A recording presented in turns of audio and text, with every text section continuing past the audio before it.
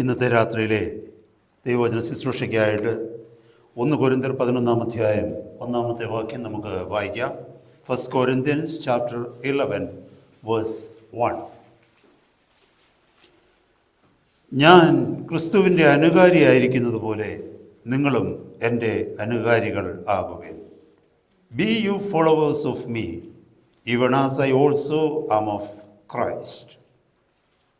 പരിശുദ്ധ പിതാവേ, അപ്പച്ചൻ്റെ പാദപീഠത്തിൽ അവിടുത്തെ മക്കളാകുന്ന ഞങ്ങൾക്ക് ഒരുമിച്ച് വീണ്ടും കൂടുവാൻ അവിടുന്ന് ഞങ്ങളുടെ ജീവിതത്തിൽ തന്ന അവസരത്തിനായി, ഭാഗ്യത്തിനായി നന്ദിയോടെ സ്തോത്രം ചെയ്യുകയാണ്. അങ്ങയുടെ പുത്രനെ ഞങ്ങളുടെ മധ്യത്തിൽ മഹിമപ്പെടുത്തുന്നതിനായിട്ട് നന്ദിയോടെ സ്തോത്രം.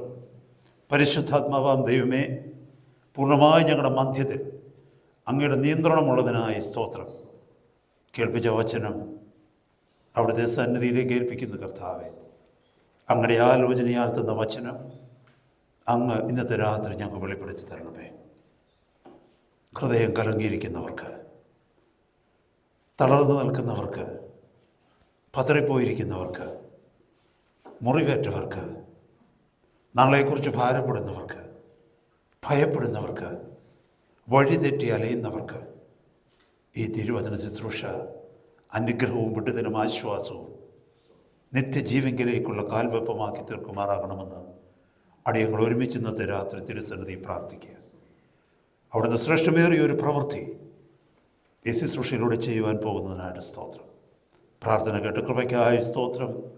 യേശു കർത്താവിൻ്റെ പരിശുദ്ധ നാമത്തിൽ അടിയങ്ങൾ അപേക്ഷിക്കുന്നു. കൃപയുടെ കേൾക്കണമേ. ആമേൻ. എല്ലാവരും പ്രാർത്ഥനയോടെ കർത്താവിൻ്റെ സന്നിധിയിൽ നിന്നാണ്.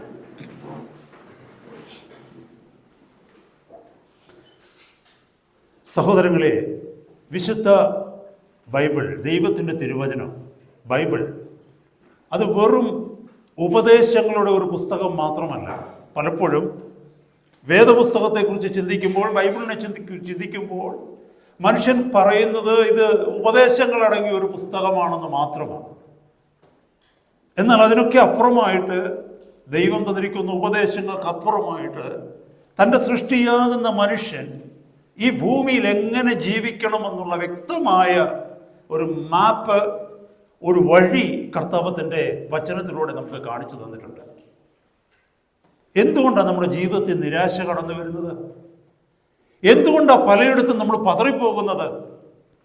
എന്തുകൊണ്ടാണ് നമ്മൾ ഭയപ്പെടുന്നത് നാളെ? എന്തുകൊണ്ടാണ് ചില വിഷയങ്ങളിൽ ഭാരവും സമ്മർദ്ദവും നമ്മുടെ ഹൃദയത്തിലേക്ക് കടന്നു വരുന്നത്?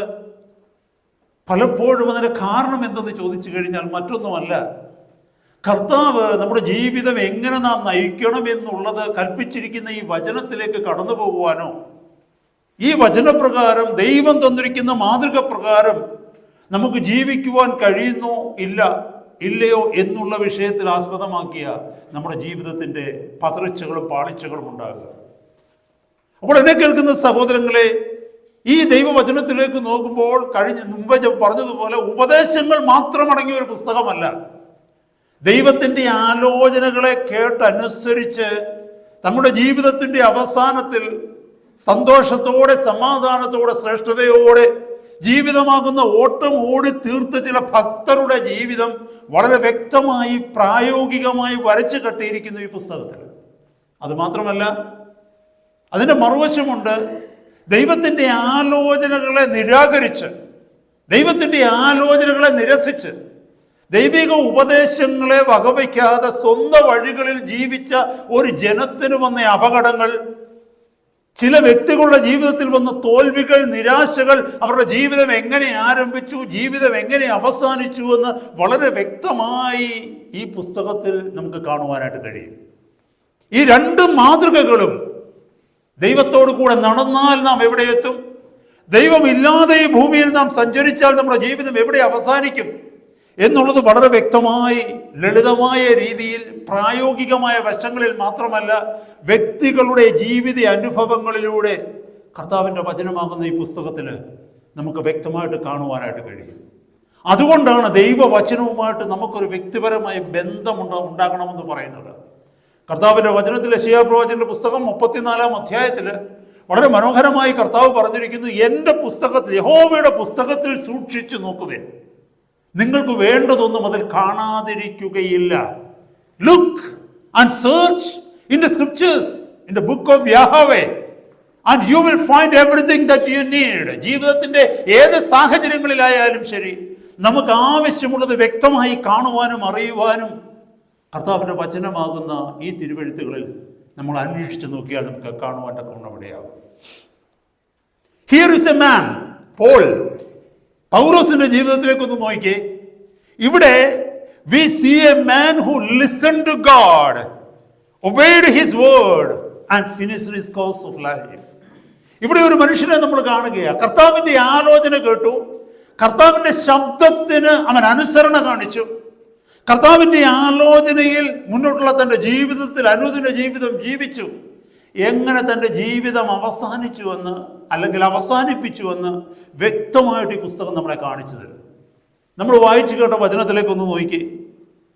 കർത്താവിന്റെ അപ്പോസ്തലൻ പൗലോസ് ദൈവത്തിന്റെ സഭയോട് പറയുക, ദൈവജനത്തോട് പറയുക, ഇന്ന് എന്നോടും നിങ്ങളോടും പറയുകയാ, ഞാൻ ക്രിസ്തുവിന്റെ അനുകാരി ആയിരിക്കുന്നത് പോലെ നിങ്ങൾ എൻ്റെ അനുകാരികളാകുവിൻ എന്ന് പറഞ്ഞാൽ, ഞാൻ ക്രിസ്തുവിനെ അനുഗമിച്ച്, ക്രിസ്തുവിനെ നോക്കി, ക്രിസ്തുവിനെ മാത്രം ലക്ഷ്യമാക്കി, ക്രിസ്തു നടന്ന പാതയിലൂടെ ഞാൻ നടക്കുവാൻ ശ്രമിച്ചതുപോലെ ഞാൻ നിങ്ങൾക്ക് മുമ്പിൽ ജീവിച്ച് കാണിച്ചു തന്ന മാതൃകയിലൂടെ നടന്ന് എൻ്റെ അനുകാരികളാകുവിൻ. Be my followers as I follow Christ.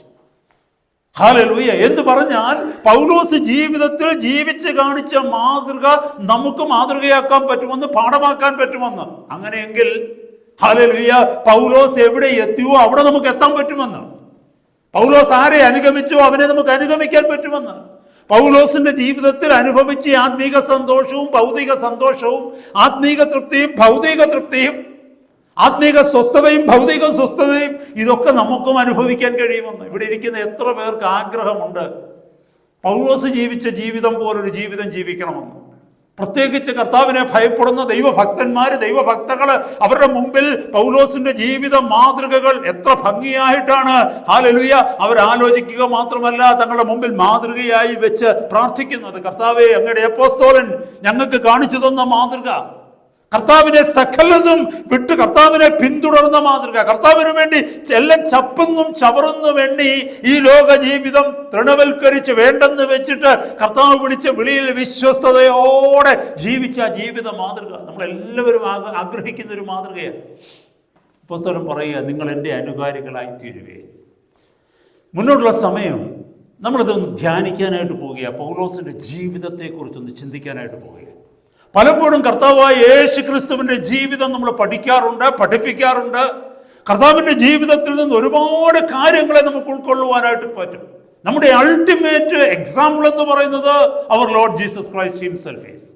നമ്മുടെ കർത്താവായ ക്രിസ്തുയേശുവാണ് നമ്മുടെ യഥാർത്ഥ മാതൃക. Here is another person who is in line with Christ. ക്രിസ്തുവിനെ തൊട്ട് പുറകിൽ നിന്നുകൊണ്ട് അയാൾ പറയുക, നിങ്ങൾ എന്നെ അനുഗമിക്കുവിൻ, ഞാൻ ക്രിസ്തുവിനെ അനുഗമിക്കുന്നത് പോലെ. എത്ര മനോഹരമാണ്. കാരണം എന്തെന്ന് ചോദിച്ചാൽ, പലപ്പോഴും ദുഷ്ടനാകുന്ന പിശാച് ഒരു ഭക്തന്റെ ജീവിതത്തിൽ, ഒരു ഭക്തിയുടെ ജീവിതത്തിലേക്ക് കൊണ്ടുവരുന്ന സംശയം എന്താണെന്നറിയാമോ? You cannot follow Jesus because he is God and you are only a man. നിങ്ങൾക്ക് യേശുവിനെ പിന്തുടരാനൊന്നും പറ്റത്തില്ല. കാരണം യേശു ജീവിച്ചത് ആ പവിത്രതയിൽ, ആ പരിശുദ്ധിയിൽ, ആ പിതാവിന്റെ ഇഷ്ടം ചെയ്തുകൊണ്ട് അനുദിനം ജീവിച്ചത് അവൻ കർത്താവായതുകൊണ്ടാണ്. He was divine God. അവൻ സർവശക്തനായ ദൈവപുത്രനായതുകൊണ്ടാണ്, ആ ബലത്തിലാണ് അവൻ ജീവിച്ചത്. അപ്പൊ നമ്മൾ പലരും ചിന്തിക്കും, നാം തോറ്റുപോകുമ്പോൾ, നാം പാപത്തിൽ വീണുപോകുമ്പോൾ, ലോകസ്നേഹികളായി നമ്മളിൽ പലരും മാറിപ്പോകുമ്പോൾ, നമ്മുടെ വീഴ്ചയും നമ്മുടെ പതർച്ചയും നമ്മുടെ തോൽവിയും ഒക്കെ നമ്മൾ ലാഘവത്തോടെ എടുക്കും. എന്തുകൊണ്ടാണെന്നറിയാമോ? നമ്മൾ ചിന്തിക്കുന്നത് കർത്താവിനെ പോലെ ജീവിക്കാൻ എനിക്ക് കഴിയത്തില്ല. എന്നാൽ പൗലോസ് പറയുകയാ, ഞാൻ കർത്താവല്ലല്ലോ, ഞാൻ നിങ്ങളെപ്പോലെ ഒരു സാധാരണ മനുഷ്യനല്ലേ. ഹല്ലേലൂയ, ഞാൻ നിങ്ങളുടെ മുമ്പിൽ ജീവിച്ചൊരു മാതൃക കാണിച്ചില്ലേ. വൈ കാണ്ട് യു ഫോളോ മീ? നിങ്ങൾക്ക് എന്തുകൊണ്ട് എന്നെ പിൻഗമിച്ചുകൂടാ? നിങ്ങൾ എന്നെ പിൻഗമിച്ചു കഴിഞ്ഞാൽ ഞാൻ ആരെ പിൻഗമിക്കുന്നുവോ? ഞാൻ യേശുവിനെ പിൻഗമിക്കുന്നു. അപ്പൊ നിങ്ങൾ എന്നെ പിൻഗമിക്കുകയാണെങ്കിൽ we both are on the same line following Christ. നമ്മൾ രണ്ടു കൂട്ടരും കർത്താവിനെ പിന്തുടരുന്നവരായിത്തീരും. ഹല്ലേലൂയ. അതുകൊണ്ടാണ് ദൈവത്തിന്റെ പരിശുദ്ധാത്മാവ് വ്യക്തമായിട്ട് മറ്റൊരു മാതൃക കൂടി അവിടെ കാണിച്ചു തന്നിരിക്കുന്നത്. യേശു ക്രിസ്തു അവിടുന്ന് പൂർണ്ണ മനുഷ്യനാണ്. അവിടുന്ന് ദൈവമായിട്ടല്ല, അവൻ ദൈവമായിരുന്നു എങ്കിൽ തന്നെയും ദൈവത്തിന്റെ റിസോഴ്സസ് ഉപയോഗിച്ച് ആ ഡിവൈൻ ക്രെഡൻഷ്യൽസ് അല്ലെങ്കിൽ ആ കെലസ്റ്റൽ ഡിവൈൻ ആ റിസോഴ്സസ് ഉപയോഗിച്ചല്ല അവൻ ഈ ഭൂമിയിൽ ജീവിച്ചത്. ഒരു സാധാരണ മനുഷ്യനെ പോലെ ജീവിച്ചത്, പരിശുദ്ധാത്മാവിന്റെ ശക്തിയിൽ ആശ്രയിച്ചു. അത് മാത്രമേ കർത്താവ് നമ്മളോടും പറഞ്ഞുള്ളൂ. നമ്മൾ പരിശുദ്ധാത്മാവിന്റെ ശക്തിയിൽ ആശ്രയിച്ച് ദൈവത്തിന്റെ തിരുവചനത്തെ വിശ്വസിച്ച് തിരുവചനത്തിൽ കർത്താവ് കാണിച്ചു തന്ന യഹോവയായ ദൈവം, സർവശക്തനായ കർത്താവ് കാണിച്ചു തന്ന മാതൃകയിൽ നമ്മൾ ജീവിക്കുവാൻ മാത്രമേ അവിടുന്ന് പറഞ്ഞിട്ടുള്ളൂ. പക്ഷെ അവിടെയാണ് പിശാച് കൊണ്ടുവന്ന് ഇത് പറയുന്നത്, അവൻ ദൈവമായതുകൊണ്ട് അവനെ പോലെ ജീവിക്കാൻ നമുക്ക് പറ്റത്തില്ലെന്ന്. അപ്പോൾ കർത്താവ് പരിശുദ്ധാത്മാവ് മറ്റൊരു മാതൃക കൂടെ നമ്മുടെ മുമ്പിൽ കാണിച്ചു തന്നിരിക്കുക, അങ്ങനെ ബലഹീനതയിലാകുന്ന വിശ്വാസികൾക്ക് വേണ്ടി. ഹല്ലേലൂയ. പൗലോസിന്റെ ജീവിതം. ഇന്ന് രാത്രി നമ്മൾ കുറച്ച് കാര്യങ്ങൾ ആ വിഷയത്തിൽ നിന്ന് പഠിക്കാൻ പോവുക. കാരണം നമ്മുടെ എല്ലാവരുടെയും ജീവിതം, ഹല്ലേലൂയ, ഈ ജീവിതം ഈ ഭൂമിയിൽ ഫ്രൂട്ട്ഫുള്ളായി, ഫലഭൂയിഷ്ഠമായി, ഫലപ്രദമായി തീരണമെന്ന് ദൈവം ആഗ്രഹിക്കുന്നു. ഈ ജീവിതം, ക്രിസ്തീയ ജീവിതം ജീവിച്ചു തീർത്തിട്ട് ഞാനൊരു വിശ്വാസിയാണെന്ന് പറഞ്ഞ് ചില വർഷങ്ങൾ ജീവിച്ചു തീർന്നിട്ട് അവസാനം നമ്മുടെ ജീവിതം അവസാനിക്കുന്നത് ഒരു അവിശ്വാസിയുടെ ജീവിതം അവസാനിക്കുന്നത് പോലെ ആകരുത്. ഈ ലോക ജീവിതത്തിലെ certain number of years you lived in this world and you finished the your human life and finish your course on this part of the eternity, and you are leaving the world and ending up at a place where a common unbeliever, an ungodly person preach. Then what would be the use of you having all these years taking the Bible or being a part of the church? എന്നെ കേൾക്കുന്ന സഹോദരന്മാരെ, സഹോദരിമാരെ, ലോകത്തിലുള്ള നമ്മുടെ ജീവിതം അവസാനിച്ചിട്ട് ദൈവമില്ലാത്ത ഒരു മനുഷ്യൻ എത്തുന്ന, ദൈവമില്ലാത്ത ഒരു വ്യക്തി എത്തുന്ന ഇടത്താണ് നീയും ഞാനും എത്തുന്നതെങ്കിൽ ഈ ഭൂമിയിൽ ഇത്രയും കാലം ഈ വചനം എടുത്തുകൊണ്ട് നടന്നിട്ട്, ഈ വചനം പ്രസംഗിച്ചിട്ട്, ഈ വചനം അനുസരിക്കുന്നു എന്ന് പറഞ്ഞിട്ട്, അനുഗ്രഹിക്കപ്പെട്ട ദൈവസഭയുടെ ഭാഗമാണെന്ന് പറഞ്ഞിട്ട് എന്ത് കാര്യം? അതുകൊണ്ട് ഇന്നത്തെ രാത്രികാലം ഈ മാതൃക നമുക്കൊന്ന് പിൻപറ്റി നോക്കാം. ഒരു സാധാരണ മനുഷ്യന് അനുഗമിക്കുവാൻ കഴിയുന്ന ഈ മാതൃക, പരിശുദ്ധാത്മാവിന്റെ ബലത്തിൽ അനുഗമിക്കുവാൻ കഴിയുന്ന ഈ മാതൃക നമ്മൾ ഇന്നത്തെ രാത്രി ഒന്ന് ധ്യാനിച്ചു കഴിയുമ്പോൾ നമ്മുടെ ജീവിതത്തിന്റെ ഗതി തന്നെ മാറും. ചില രഹസ്യങ്ങൾ കർത്താവിന്റെ പരിശുദ്ധാത്മാവ് ഇന്നത്തെ രാത്രി വളരെ വ്യക്തമായിട്ട്, വളരെ ലളിതമായിട്ട്, വളരെ പ്രായോഗികമായിട്ട് നമ്മളെ ഓരോരുത്തരെയും പഠിപ്പിക്കും. Including my children, if you listen to this message seriously with an open heart to follow it and to submit before it, I tell you, some miracle would happen in your walk with Christ. യേശു കർത്താവിനെ അനുഗമിക്കുന്ന ജീവിതത്തിൽ നിങ്ങളുടെ ജീവിതചര്യയിൽ ഒരു വലിയ അത്ഭുതം ഇന്ന് രാത്രി സംഭവിക്കും. ഹല്ലേലൂയ. പിശാച് മറച്ചു വെച്ചിരിക്കുന്ന ചില കാര്യങ്ങൾ കർത്താവിന്റെ പരിശുദ്ധാത്മാവ് നമുക്ക് വെളിപ്പെടുത്തി കാണിക്കും. ഹല്ലേലൂയ.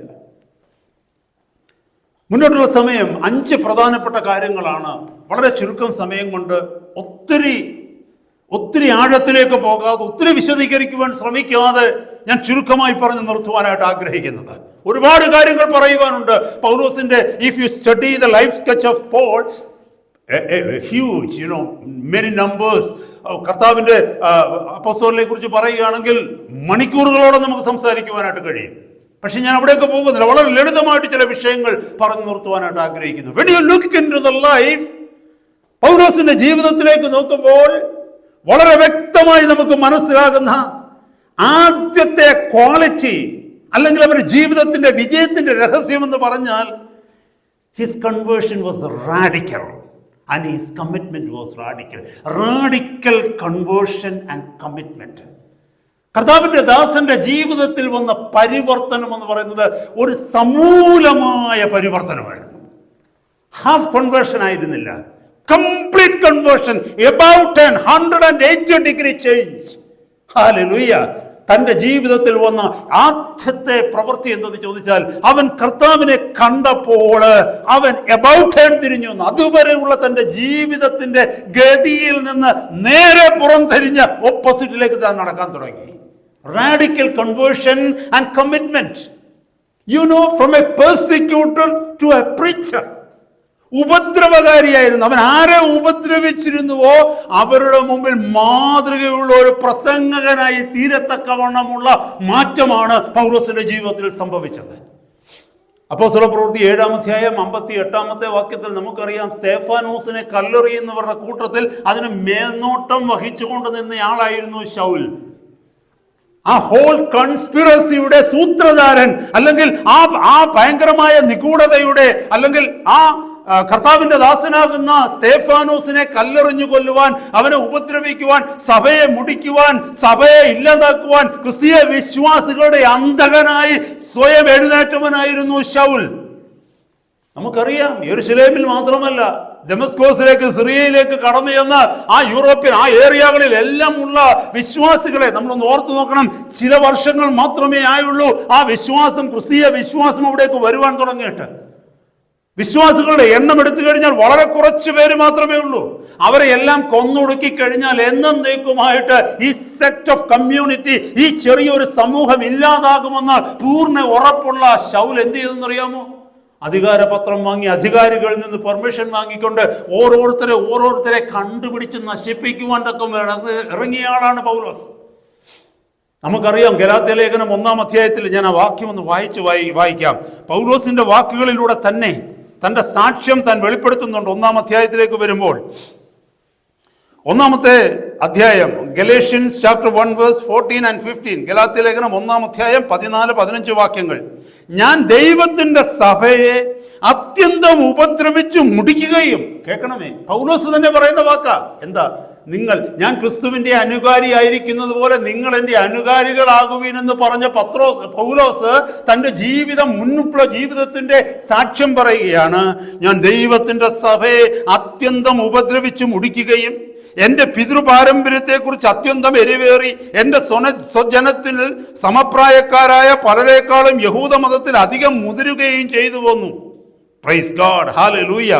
എന്നിട്ട് പറയുകയാണ്, എങ്കിലും എൻ്റെ ജനനം മുതൽ എന്നെ വേർതിരിച്ച് തൻ്റെ കൃപയാൽ വിളിച്ചിരിക്കുന്ന ദൈവം തൻ്റെ പുത്രനെ കുറിച്ചുള്ള സുവിശേഷം ഞാൻ ജാതികളുടെ ഇടയിൽ അറിയിക്കേണ്ടതിന് അവനെ എന്നിൽ വെളിപ്പെടുത്തുവാൻ പ്രസാദിച്ചപ്പോൾ, പിന്നീട് താഴെ തന്റെ സാക്ഷ്യങ്ങളെ കുറിച്ച് പറയുകയാണ്. ഹല്ലേലൂയ. അവിടെ നമ്മൾ മനസ്സിലാക്കേണ്ടത് എന്താണെന്നറിയാമോ? അത്രമാത്രം ദൈവത്തിന്റെ സഭയെ ഉപദ്രവിച്ചവനാണ്, ദൈവത്തിന്റെ സഭയെ മുടിച്ചവനാണ്.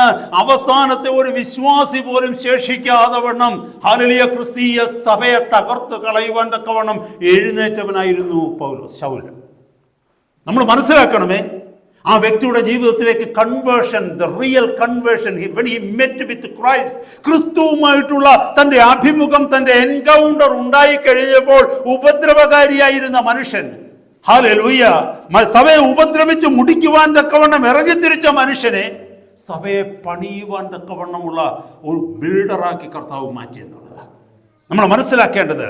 So true conversion made him to reverse his identity, mission and belief. ഇവിടെ നോക്കിക്കേ, ഒരു യഥാർത്ഥ മാനസാന്തരം ആ വ്യക്തിയുടെ ജീവിതത്തിലേക്ക് വന്നപ്പോൾ എന്താ പറ്റിയെന്നറിയാമോ? ഒരു റിവേഴ്സ് ഇഫക്റ്റ് ഉണ്ടായി.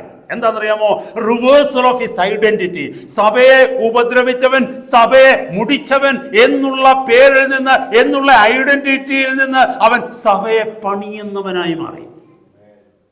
His identity was reversed. His mission was reversed. What was his mission earlier? അവന്റെ മിഷൻ എന്തായിരുന്നു? അവന്റെ പദ്ധതി എന്തായിരുന്നു? അവന്റെ ചിന്ത എന്തായിരുന്നു അറിയാമോ? ഈ സഭയിൽ അല്ലെങ്കിൽ ഈ സമൂഹത്തിൽ ഒരു വ്യക്തി പോലും ഇല്ലാതാകുന്നത് വരെ ഇതിനെ മുടിച്ചുകൊണ്ടിരിക്കുക. ഈ ഭൂമിയുടെ പരപ്പിൽ നിന്ന് എന്നേക്കുമായി ക്രൈസ്തവ സഭയെ ഉന്മൂലനം ചെയ്യുക. That was his mission. But when his conversion happened, that mission was reversed. എന്താണെന്നറിയാമോ? ഈ ഭൂമി ഉള്ളിടത്തോളം, ഭൂമിയിൽ ഹല്ലേലൂയ എത്ര മനുഷ്യരുണ്ടോ അവരെല്ലാവരും ക്രിസ്തു വിശ്വാസികളാകുന്നത് വരെ ഈ വചനം, ഈ സുവിശേഷം ഞാൻ പ്രസംഗിച്ചു കൊണ്ടിരിക്കും. You understood it, my brothers, my sisters? His identity was reversed. His mission was reversed. His belief was reversed. അവന്റെ ബിലീഫ് എന്തായിരുന്നു അറിയാമോ? പഴയ വിശ്വാസം എന്തായിരുന്നു അറിയാമോ? യേശു ക്രിസ്തു എന്ന് പറയുന്നത് ദൈവപുത്രനല്ല. ഹല്ലേലൂയ. അവൻ യഹോവയ്ക്കെതിരെ കടന്നു വന്നവൻ, യഹൂദ മതത്തെ തകർക്കുവാൻ തക്കവണ്ണം വന്ന ഒരു പിശാചാണ്, അല്ലെങ്കിൽ പിശാചിന്റെ ഏജന്റാണ് എന്നൊക്കെ ചിന്തിച്ചവനായിരുന്നു അവൻ. അതായിരുന്നു അവന്റെ വിശ്വാസം. പക്ഷേ now it is been reversed. അവൻ പറഞ്ഞു, യേശു ക്രിസ്തു മാത്രമാണ് ഏകരക്ഷകൻ, അവൻ ദൈവത്തിന്റെ പുത്രനാണ്. എന്നെ കേൾക്കുന്ന സഹോദര സഹോദരി, has this happened in you and me?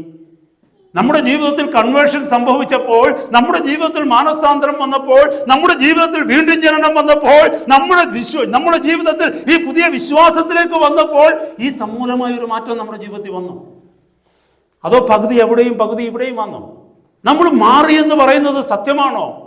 When you say that you got converted, when you say that you are born again, is it real like Paul? നമ്മൾ പലപ്പോഴും പൗലോസിന്റെ ശുശ്രൂഷയുടെ രഹസ്യം എന്താണ്, പൗലോസിന്റെ ജീവിത വിജയത്തിന്റെ രഹസ്യം എന്താണെന്ന് പറയുമ്പോൾ ആദ്യം നമ്മൾ മനസ്സിലാക്കേണ്ടത് ഹിസ് കൺവേർഷൻ വാസ് റിയൽ. എന്തുകൊണ്ടാണ് നമ്മുടെ ജീവിതത്തിന് വിജയമില്ലാത്തത്? എന്തുകൊണ്ടാണ് നമ്മൾ പലപ്പോഴും പരാജയത്തിൽ പോകുന്നത്? എന്തുകൊണ്ടാണ് തകർച്ചയിൽ പോകുന്നത്? എന്തുകൊണ്ടാണ് ശത്രുവിന്റെ മുമ്പിൽ തോറ്റു പോകുന്നത്? അവർ കൺവേർഷൻ ഈസ് നോട്ട് റിയൽ. നമ്മുടെ വീണ്ടും ജനനം റിയൽ അല്ല. നമ്മുടെ വീണ്ടും ജനനം റിയൽ അല്ല. ഇന്നത്തെ രാത്രി അങ്ങനെയുള്ളവർ പ്രാർത്ഥിക്കേണ്ടത്, കർത്താവേ, വീണ്ടും ജനനത്തിന്റെ അനുഭവം, my conversion experience must be real. O Holy Spirit of God, work in me so that I have a radical conversion experience in my life. എന്റെ ജീവിതത്തിൽ സമൂലമായ ഒരു മാറ്റം സംഭവിക്കുവാൻ, കളയേണ്ടതിനെയൊക്കെയും വിട്ടുകളയുവാൻ തക്കവണ്ണം, നോ എന്ന് പറയേണ്ടതിനോട് നോ കംപ്ലീറ്റ്ലി പറയേണ്ടതിന് തക്കവണ്ണം ഉള്ള ബലം എന്റെ ഹൃദയത്തിലേക്ക് തരണമെന്ന് ഇന്നത്തെ രാത്രി പ്രാർത്ഥിക്കുക. A man with blood on his hand was not only forgiven but was chosen. കയ്യിൽ രക്തമുണ്ടായിരുന്നവൻ, അതിലെ പാവപ്പെട്ട വിശ്വാസികളുടെ രക്തം കൈകളിലുള്ള മനുഷ്യനോട് ദൈവം ക്ഷമിക്കുക മാത്രമല്ല ചെയ്തത്, തന്റെ സഭയെ പണിയുവാൻ തക്കവണ്ണം ദൈവം അവനെ തിരഞ്ഞെടുത്തു. മറന്നു പോകരുത്. Hallelujah. He became the case study of God's mercy and power to transform the worst sinners. അങ്ങനെ എന്ത് സംഭവിച്ചെന്നറിയാമോ? ഒരു കേസ് സ്റ്റഡി. ഈ ലോകത്തിലുള്ള ഏതെങ്കിലും ഒരു മനുഷ്യൻ ഒരു കേസ് സ്റ്റഡി, നമുക്കറിയാം കേസ് സ്റ്റഡി എന്ന് പറഞ്ഞാൽ എന്താണെന്നുള്ളത് അറിയാം. റിസർച്ച് ഒക്കെ ചെയ്യുന്നവർക്കൊക്കെ വളരെ ഫെമിലിയർ ആയിരിക്കുന്ന ഒരു ഫ്രേസാണ് കേസ് സ്റ്റഡി എന്ന് പറഞ്ഞാൽ. നമ്മളൊരു പ്രത്യേക തിയറിയോ അല്ലെങ്കിൽ പ്രത്യേകമായിട്ടുള്ള ഏതെങ്കിലും ഒരു വിഷയമോ എക്സ്പെരിമെന്റ് ചെയ്യുമ്പോൾ, അതിനെ റിസർച്ച് ചെയ്യുമ്പോൾ, ഇപ്പുറത്ത് ആ വിഷയം ഇതുപോലെ റിസർച്ച് ചെയ്ത് അതിന്റെ റിസൾട്ടുമായിട്ടുള്ള വലിയൊരു തിസീസ് അല്ലെങ്കിൽ വലിയൊരു ആർട്ടിക്കിൾ അല്ലെങ്കിൽ ഒരു പ്രാക്ടിക്കൽ സ്റ്റഡി നമുക്ക് എക്സാമ്പിളായിട്ട് വെച്ചിരിക്കുക ഇതുപോലെ ചെയ്യാൻ. അതിനാ കേസ് സ്റ്റഡി. അപ്പൊ ഈ ലോകത്തിലുള്ള ഏതെങ്കിലും ഒരു മനുഷ്യൻ എത്ര മൃഗീയനുമായിക്കൊള്ളട്ടെ, എത്ര നിഷ്ഠൂരനുമായിക്കൊള്ളട്ടെ, എത്ര ഉപദ്രവകാരിയുമായിക്കൊള്ളട്ടെ, എത്ര മഹാപാപിയുമായിക്കൊള്ളട്ടെ, അവൻ ഈ വചനം എടുത്തിട്ട് ഒരു കേസ് സ്റ്റഡി നോക്കിയാണെന്ന് പറഞ്ഞോ, എന്നെ പോലെ ഏതെങ്കിലും ഒരു വ്യക്തിയെ ദൈവം മാനസാന്തരത്തിലേക്ക് നയിച്ചിട്ടുണ്ടോ? എന്നെ പോലെ ഉപയോഗമില്ലാത്ത, യൂസ്ലെസ് ആയിരുന്ന, പ്രയോജനമില്ലാത്ത, എല്ലാവരുടെയും മുമ്പിൽ വിടക്കായിരുന്ന, എല്ലാവരെയും ഉപദ്രവിച്ചിരുന്ന, ദൈവത്തെ എപ്പോഴും ദൈവത്തിനെതിരെ നിന്നിരുന്ന, ദൈവത്തിന് ശത്രുവായിരുന്ന ഏതെങ്കിലും ഒരു വ്യക്തിയെ ദൈവം ഇതിനു മുമ്പ് ഉപയോഗിച്ചിട്ടുണ്ടോ എന്നവൻ അന്വേഷിക്കുമ്പോൾ അവന്റെ മുമ്പിലുള്ള ഒരു കേസ് സ്റ്റഡിയാണ് പൗലോസിന്റെ ജീവിതം. മറന്നു പോകരുത് സഹോദര സഹോദരി. When you heard about Paul, will you be having any excuse before God to say that no, Lord, I thought that you couldn't change me? ഇവിടെ നീ പൗലോസിന്റെ ജീവിതത്തെ കുറിച്ച് കേൾക്കുമ്പോൾ, ദൈവവേദന എന്തെങ്കിലും ഒരു നാളിൽ കർത്താവിന്റെ മുമ്പിൽ നീയും ഞാനും നിൽക്കുമ്പോൾ കർത്താവിനോട് പറയുവാൻ കഴിയുമോ, കർത്താവെ, എന്റെ ജീവിതത്തെ അങ്ങയ്ക്ക് മാറ്റുവാൻ കഴിയുമെന്ന് എനിക്ക് തോന്നിയിരുന്നില്ല. Paul's life has become a case study for anyone who wants to see how a radical sinner can be transformed. 1 തീമോത്തി 1-ാം അധ്യായം 15-16 വാക്യങ്ങളിൽ അപ്പോസ്തലനായ പൗലോസ് തന്റെ സാക്ഷ്യം തീമോത്തിയോട് പറയുന്നുണ്ട്. ഞാൻ ഒന്ന് വായിച്ച് കേൾപ്പിക്കാം സഹോദരങ്ങളെ. 1 തീമോത്തി 1-ാം അധ്യായത്തിന്റെ 15-16 വാക്യങ്ങളിൽ പൗലോസ് പറയുക, ക്രിസ്തു യേശു പാപികളെ രക്ഷിക്കുവാൻ ലോകത്തിൽ വന്നു എന്നുള്ളത് വിശ്വാസ്യവും എല്ലാവരും അംഗീകരിക്കുവാൻ തക്കവണ്ണം യോഗ്യവുമായ വചനം തന്നെ. ആ പാപികളിൽ ഞാൻ ഒന്നാമൻ. എന്നിട്ടും യേശു ക്രിസ്തു നിത്യജീവനായിക്കൊണ്ട് തന്നിൽ വിശ്വസിക്കുവാനുള്ളവർക്ക് ദൃഷ്ടാന്തത്തിനായി സകല ദീർഘക്ഷമയും ഒന്നാമനായി എന്നിൽ കാണിക്കേണ്ടതിന് എനിക്ക് കരുണ ലഭിച്ചു. He has made me a case study. He has made me an example for the whole world to see what a great work God can do in a worst sinner. മഹാപാപിയായ ഒരു മനുഷ്യന്റെ ജീവിതത്തിൽ ദൈവത്തിന് എന്ത് ചെയ്യുവാൻ കഴിയുമെന്ന് എൻ്റെ ജീവിതത്തിലൂടെ ദൈവം ഈ ലോകത്തിന് കാണിച്ചു കൊടുത്തു. അതാ പൗലോസ് പറഞ്ഞിരിക്കുന്നത് ഇവിടെ. Hallelujah. Amen. This is a faithful saying and worthy of all acceptance that Christ Jesus came into the world to save sinners, of whom I am chief. കാരണം I am the chiefest to sin. I am the chief sinners. Praise God. However, for this cause I obtained mercy, that in me first Jesus Christ might show forth all long suffering, for a pattern to them that should hereafter believe on him to life everlasting. Hallelujah. അതുകൊണ്ട് എന്നെ കേൾക്കുന്ന ദൈവമക്കളെ, കർത്താവ് തൻ്റെ ദാസനെ ഒരു case സ്റ്റഡിയാക്കി മാറ്റി. അത് നമ്മളെ പഠിപ്പിക്കുന്നത് എന്താണെന്നറിയാമോ? No one is too far gone for God to use. ദൈവത്തിന് ഉപയോഗിക്കുവാൻ കഴിയാത്തവരായി ഈ ലോകത്തിൽ ഒരു മനുഷ്യരുമില്ല. അതാ, no one has gone too far for God to use എന്ന് പറഞ്ഞാല് ദൈവത്തിന്റെ കൈകൾക്ക് എത്തുവാൻ കഴിയുന്ന പരിധിക്ക് അപ്പുറത്ത് ഈ ഭൂമിയിൽ ഒരു മനുഷ്യനുമില്ല.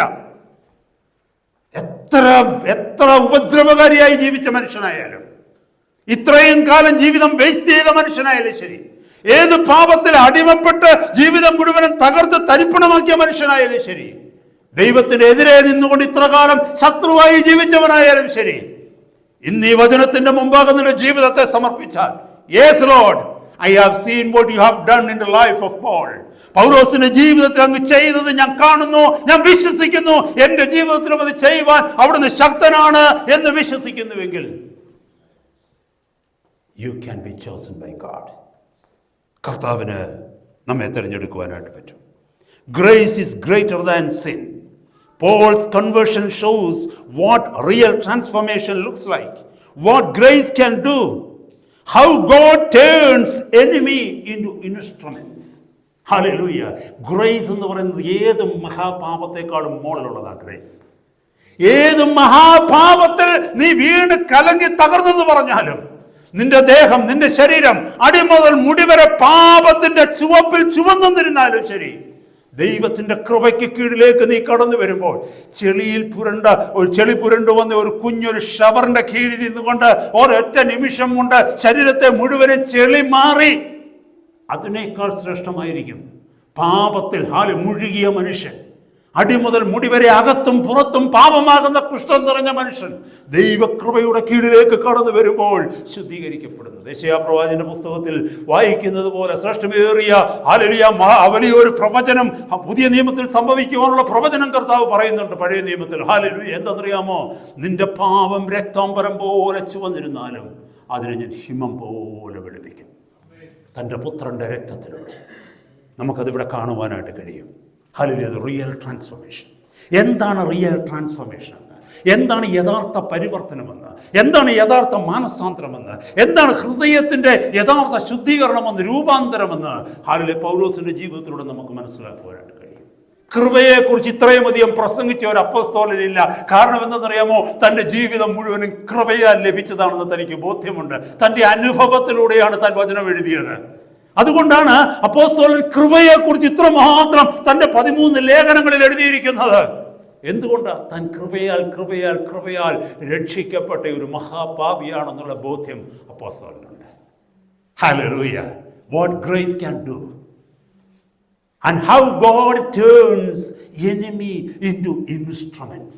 തൻ്റെ ശത്രുക്കളെ തൻ്റെ ഉപകരണങ്ങളാക്കി ദൈവത്തിന് എങ്ങനെ മാറ്റാൻ കഴിയുമെന്ന് കർത്താവ് ഈ വചനത്തിലൂടെ, ഈ ഭക്തൻ്റെ ജീവിതത്തിലൂടെ കാണുന്നു. അപ്പോൾ ഇന്ന് വരെ ഉപദ്രവകാരിയായിരുന്നവർ ഇതിൻ്റെ മധ്യത്തിലുണ്ടോ? നമ്മൾ ഉപദ്രവകാരി എന്ന് പറയുമ്പോൾ പൗലോസിനെ പോലെ ക്രിസ്ത്യാനികളെ പീഡിപ്പിച്ചു എന്നുള്ള അർത്ഥത്തിൽ മാത്രമല്ല ചിന്തിക്കേണ്ടത്. ഉപദ്രവകാരി എന്ന് പറഞ്ഞാൽ ദൈവവചനത്തിനെതിരെ നിന്നവരെല്ലാം ദൈവവചനത്തിന് ഉപദ്രവകാരികളാണ്. അങ്ങനെ ആരെങ്കിലും ഇതിന്റെ മധ്യത്തിലുണ്ടോ? എന്നെ കേൾക്കുന്നവരുടെ മധ്യത്തിലുണ്ടോ?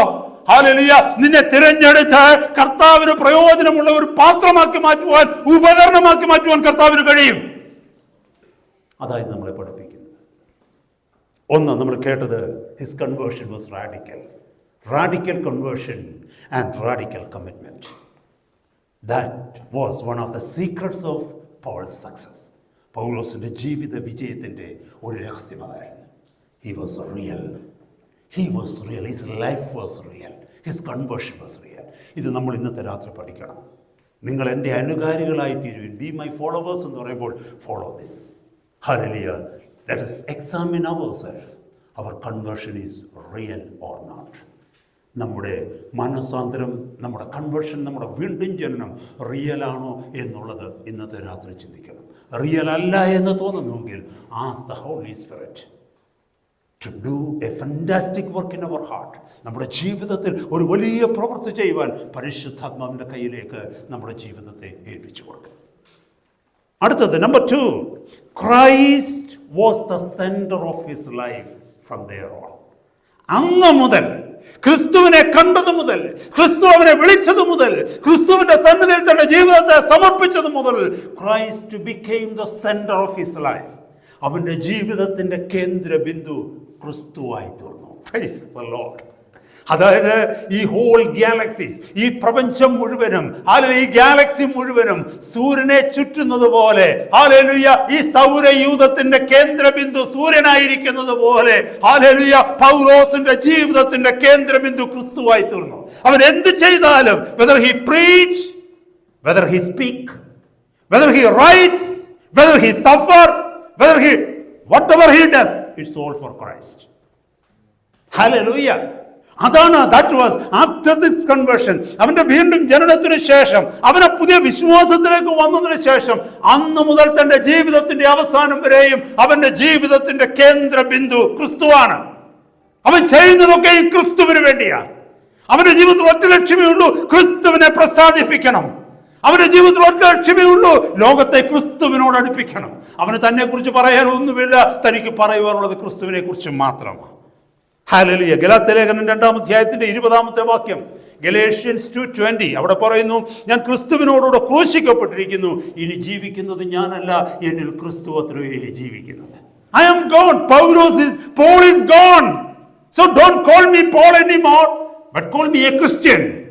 ഹല്ലേലൂയ. പൗലോസ് പറയുക, ഇത്ര നാളും നിങ്ങൾ കണ്ട പൗലോസ് ഇന്നില്ല, എന്നിൽ ക്രിസ്തുവാണുള്ളത്. ഹല്ലേലൂയ. എന്നെ കേൾക്കുന്ന ദൈവമക്കളെ, നമ്മളിൽ എത്ര പേരുടെ ജീവിതം നോക്കിക്കൊണ്ട് ലോകത്തിന് പറയാൻ പറ്റും, നമ്മുടെ കൂട്ടുകാർക്ക് പറയാൻ പറ്റും, നമ്മുടെ കുടുംബത്തിന് പറയാൻ പറ്റും, പഴയ ആളല്ലിത്, ഇവൻ ക്രിസ്തുവിന് വേണ്ടി ജീവിക്കുന്ന വ്യക്തിയാണ്, ഇവനിൽ വസിക്കുന്നത് ക്രിസ്തുവാണ്, ഇവളിൽ വസിക്കുന്നത് ക്രിസ്തുവാണ്. നോക്ക്, അവൻ സംസാരിക്കുന്ന ഭാഷ നോക്ക്, അവൻ ചിന്തിക്കുന്ന രീതി നോക്ക്, അവൻ പോകുന്ന വഴി നോക്ക്, ക്രിസ്തുവിന്റെ വഴിയാണത്. പറയുമോ സഹോദര സഹോദരി, എന്റെയും നിന്റെയും ജീവിതത്തെ നോക്കി? ഹല്ലേലൂയ. ക്രിസ്തു എന്നിലും നിങ്ങളിലും ജീവിക്കുന്നു എന്ന് ഈ ലോകത്തിന് പറയാൻ പറ്റുമോ? ഭാര്യയ്ക്ക് പറയാൻ പറ്റുമോ ഭർത്താവിന് മാറ്റം വന്നെന്ന്? ഭർത്താവിന് പറയാൻ പറ്റുമോ ഭാര്യയ്ക്ക് മാറ്റം വന്നെന്ന്? കുഞ്ഞുങ്ങൾക്ക് പറയാൻ പറ്റുമോ എന്റെ അപ്പനും അമ്മയും മാറിയെന്ന്? ക്രിസ്തു ജീവിക്കുന്ന നമുക്ക് എത്ര പേർക്ക് പറയാൻ പറ്റും? പൗലോസിന്റെ ജീവിതത്തിന്റെ രഹസ്യത്തിന്റെ 2-ാമത്തെ ഭാഗം അതാണ്. കാരണം he made Christ to be the center of his life. താൻ ഭക്ഷണം കഴിച്ചാലും ഉറങ്ങിയാലും താൻ ജീവിക്കുന്ന ഓരോ ദിവസവും താൻ ജീവിക്കുന്നത് ക്രിസ്തുവിന് വേണ്ടിയാണ്, യേശുവിന് വേണ്ടിയാണ് ജീവിക്കുന്നത്. നമ്മൾ മറന്നു പോകരുത്. He did everything for Christ.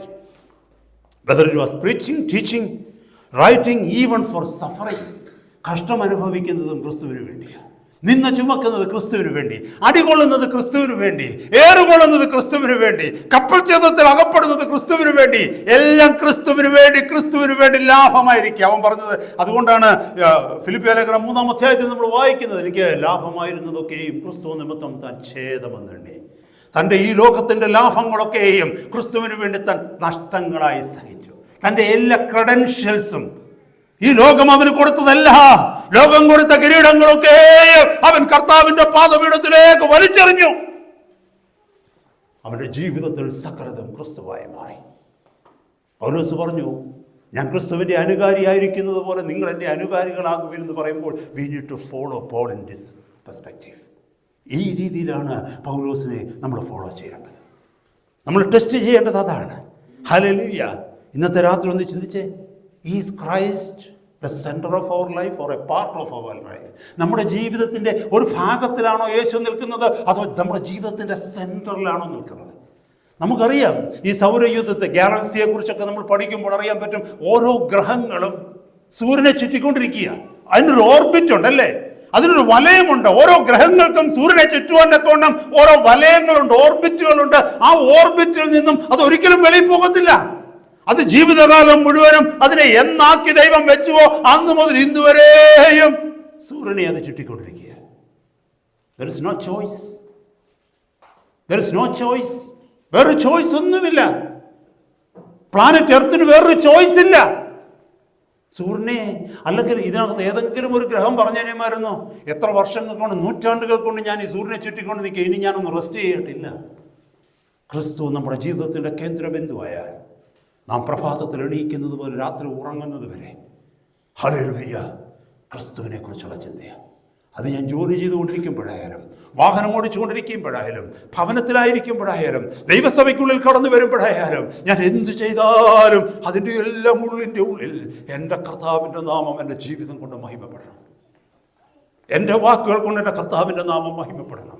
ഞാൻ എടുക്കുന്ന തീരുമാനങ്ങൾ എൻ്റെ കർത്താവിനെ മഹിമപ്പെടുത്തുന്നതാകണം.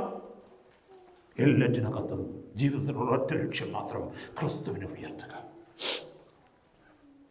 കഴിഞ്ഞ രാത്രി ഞാൻ നിങ്ങളോട് സൂചിപ്പിച്ചതുപോലെ മത്തായിയുടെ സുവിശേഷം 6-ാം അധ്യായം 24-ാമത്തെ വാക്യത്തിൽ കർത്താവ് പറഞ്ഞു, no one can serve two masters, none can serve two masters. രണ്ട് യജമാനന്മാരെ സേവിപ്പാൻ ആർക്കും കഴിയുകയില്ല. കർത്താവ് പറഞ്ഞു, അഥവാ ആരെങ്കിലും അതിന് ശ്രമിച്ചാൽ അവൻ ഒരുവനോട് പറ്റിച്ചേർന്ന് മറ്റവനെ തള്ളിപ്പറയും.